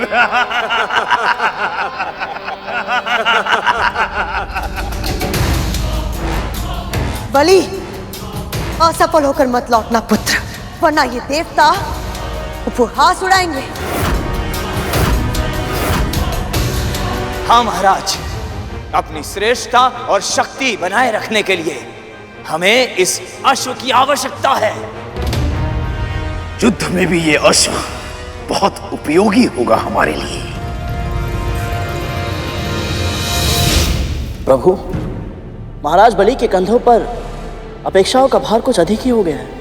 इतने दबाव के बाद भी ये अपना सर्वश्रेष्ठ प्रदर्शन कैसे कर पाएंगे? पहली बार देख रहा हूं तुम दोनों असुरों के लिए चिंतित हो रहे हो। आप ही ने तो कहा था प्रभु, इस घोड़े को साधने के लिए मन पर नियंत्रण होना बहुत ही आवश्यक है, और यदि असुर अपने मन को नियंत्रित कर पाए तो ये तो पूरे संसार के लिए अच्छा होगा ना।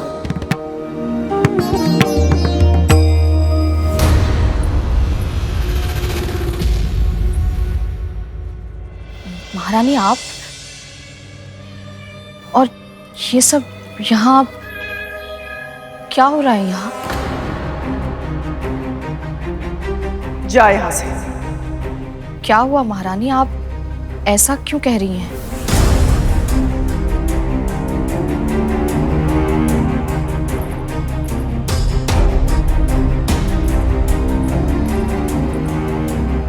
झोली फैला अपनी।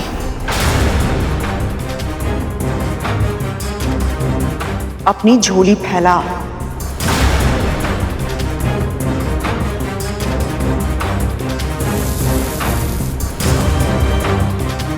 ये कद्दू के बीज है, कहते हैं इन्हें खाने से स्मरण शक्ति तीव्र होती है। समझाया था ना कि अब तू बाबा का कोई भी कार्य नहीं करेगी। इतनी शीघ्र भूल गई तू? पर महारानी, इतना सारा कार्य आप अकेले कैसे कर? जैसे तू कर सकती है तो मैं क्यों नहीं कर सकती? पर बाबा को बहुत कम वस्तुएं प्रिय लगती हैं, उनका स्वाद। तुझे बाबा की चिंता करने की आवश्यकता नहीं है। अब तू स्वयं देखना, मैं अपने हाथों से ऐसा भोजन बनाऊंगी कि बाबा अपनी उंगलियां चाटते रह जाएंगे। जा यहां से, जा।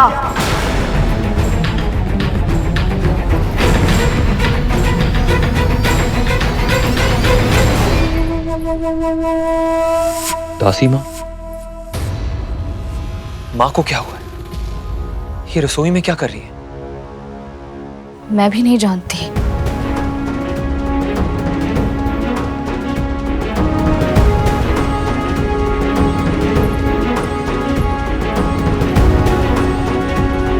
कुछ तो गड़बड़ जरूर है, मुझे पता करना होगा।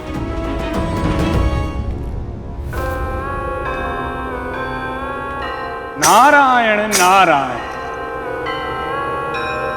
आपने अभी ये क्यों बोला मुनिवर? मेरे मन में तो ये जाप सदैव चलता रहता है असुरराज। मन में यदि इष्ट का नाम तो सभी कार्य अपने आप संपन्न हो जाते हैं।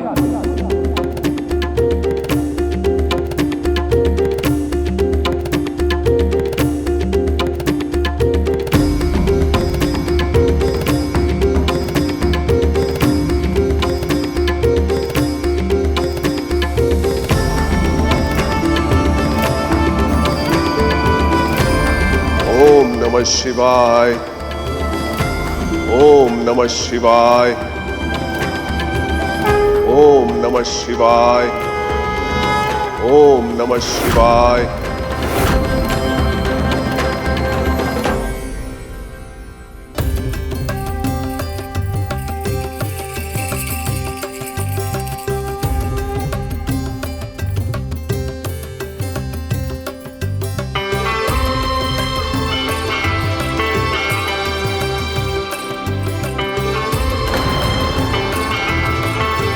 अत्यंत सुंदर महाराज बलि, अत्यंत सुंदर। जब मन को स्थिर करना हो तो उसे किसी ऐसे विचार में व्यस्त करना चाहिए जो उसे बहुत प्रिय हो, तब मन नहीं भटकता।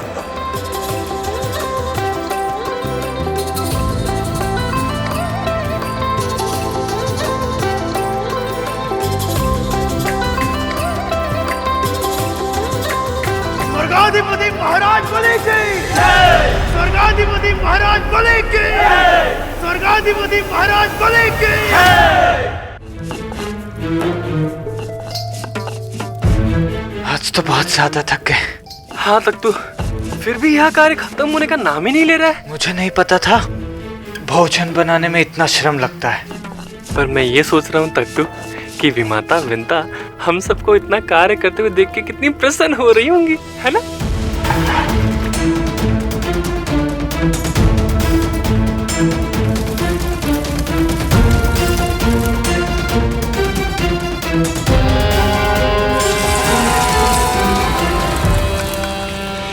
मेरे होते हुए दीदी और उनके पुत्रों को इतना श्रम करना पड़ रहा है।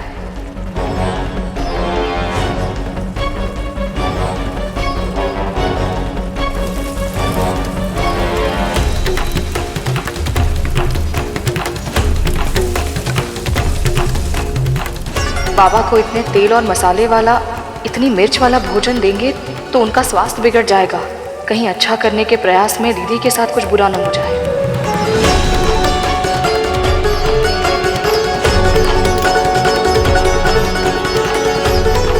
महारानी ये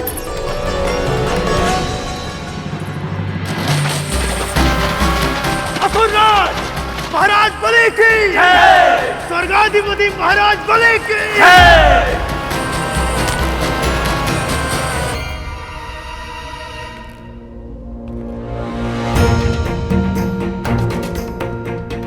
गरुड़ और उसकी मां के प्रति मुझसे अपराध तो हुआ है, अब मैं असुरों के अधीन रहूं, यही मेरा दंड होगा। क्या हुआ गरुड़? तुम्हारी आंखों में आंसू क्यों? पता नहीं भैया, मुझे आभास ही नहीं हुआ कि कब इस बात की पीड़ा मेरे मन में बैठ गई कि इस दिव्य घोड़े के होते हुए भी मेरी मां के साथ इतना अनुचित हुआ। जैसे तुम्हें यह पता नहीं चल पाया था कि कब नाग तुम्हारी पीठ से गिर गए, वैसे ही इसे भी यह पता नहीं चल पाया कि कब नाग इसकी पूंछ से लिपट गए और कब ये तुम्हारी विमाता कद्रू के षड्यंत्र का माध्यम बन गए। अनजाने में ही सही, लेकिन गरुड़ और उसकी मां के विरुद्ध षड्यंत्र में भागीदार तो मैं भी बन गया हूं और इसका अपराध बोध है मुझे। इसलिए मैं वचन देता हूं कि भविष्य में कभी भी गरुड़ को मेरी आवश्यकता पड़ी तो मैं इसका पक्ष लेने अवश्य आऊंगा।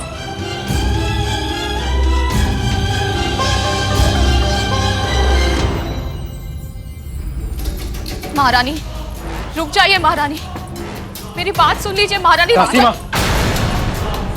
आप माँ का आदेश क्यों नहीं मान रही? जब माँ ने आपको स्वयं से दूर रहने के लिए कहा है, तो उनकी छाया बनने का प्रयास क्यों कर रही हो? क्योंकि मैं अपनी दीदी को कष्टों से घिरते हुए नहीं देख सकती।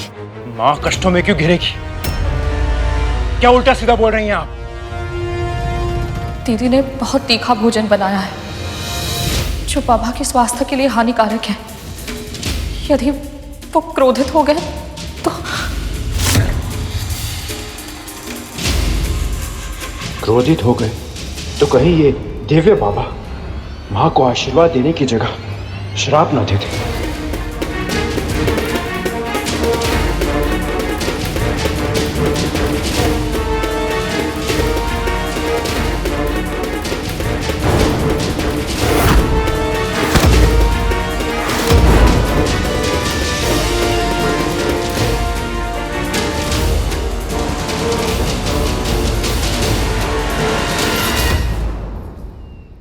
मैं जानता हूं तू मेरी सेवा क्यों करना चाहती है,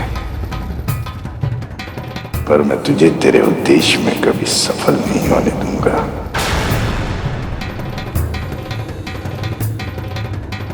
बाहर से क्यों घूर रही है?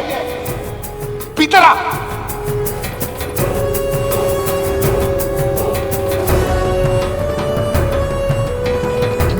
कौन है तू? मैं महर्षि कश्यप की पत्नी कद्रू और इस महल की महारानी। इस नाते आप मेरे भी अतिथि हुए। आज से मैं आपकी सेवा करूंगी। सेवा करेगी? कर सेवा, किंतु पहले मेरे हाथ धुलवा।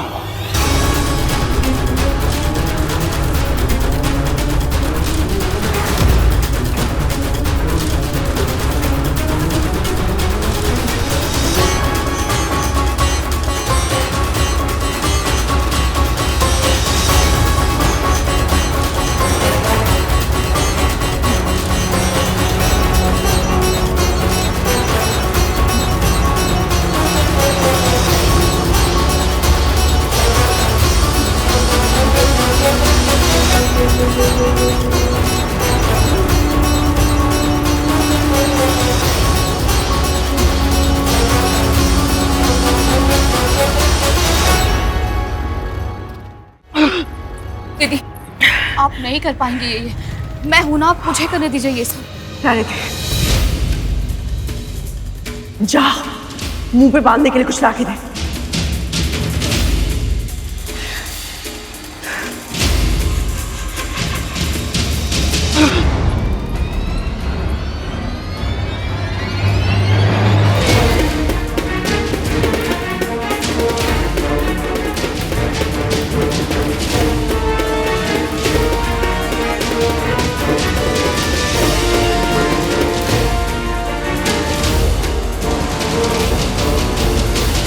क्या हुआ? दुर्गंध आ रही है? नहीं बाबा, दुर्गंध की कोई बात नहीं है। वो आपके घाव बहुत गहरे हैं ना, तो मैंने अपना नाक और मुंह ढक लिया ताकि मेरे तन के कीटाणु और विषाणु आपके घाव पर लगकर उन्हें कहीं अधिक संक्रमित ना कर दे। वाह, कितने अच्छे संस्कार है तेरे। माँ तो गुरु दत्तात्रेय से झूठ बोल रही है। हाँ तक तो इन्हें नहीं पता कि गुरु से कोई सत्य नहीं छुपता। कहीं ऐसा ना हो कि इस असत्य के कारण माँ को कोई दंड मिल जाए।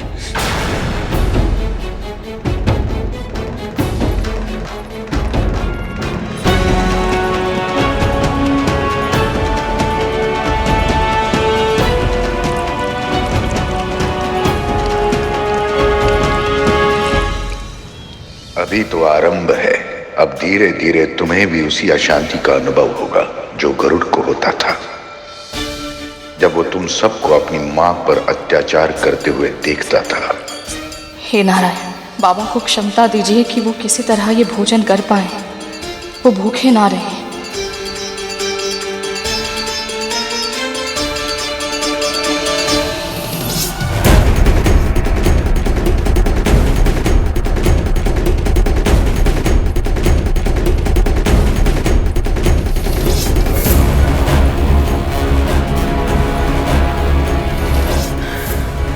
आप ठीक तो है ना दीदी? जिस बहन ने इसके साथ इतना बुरा व्यवहार किया है, उसे इस दशा में देखकर भी इसके मन में दया ही उपज रही है। इस करुणा का, इस सात्विक सच्चे व्यवहार का पुरस्कार विंदा को अवश्य मिलेगा।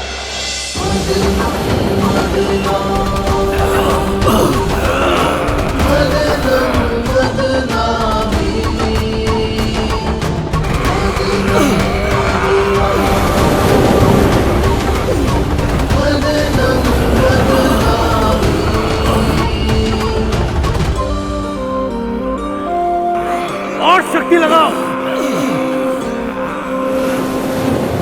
अब क्या प्रकट होने वाला है इस समुद्र से? जो भी होगा उच्च श्रवा से उत्तम ही होगा। लगाओ बल।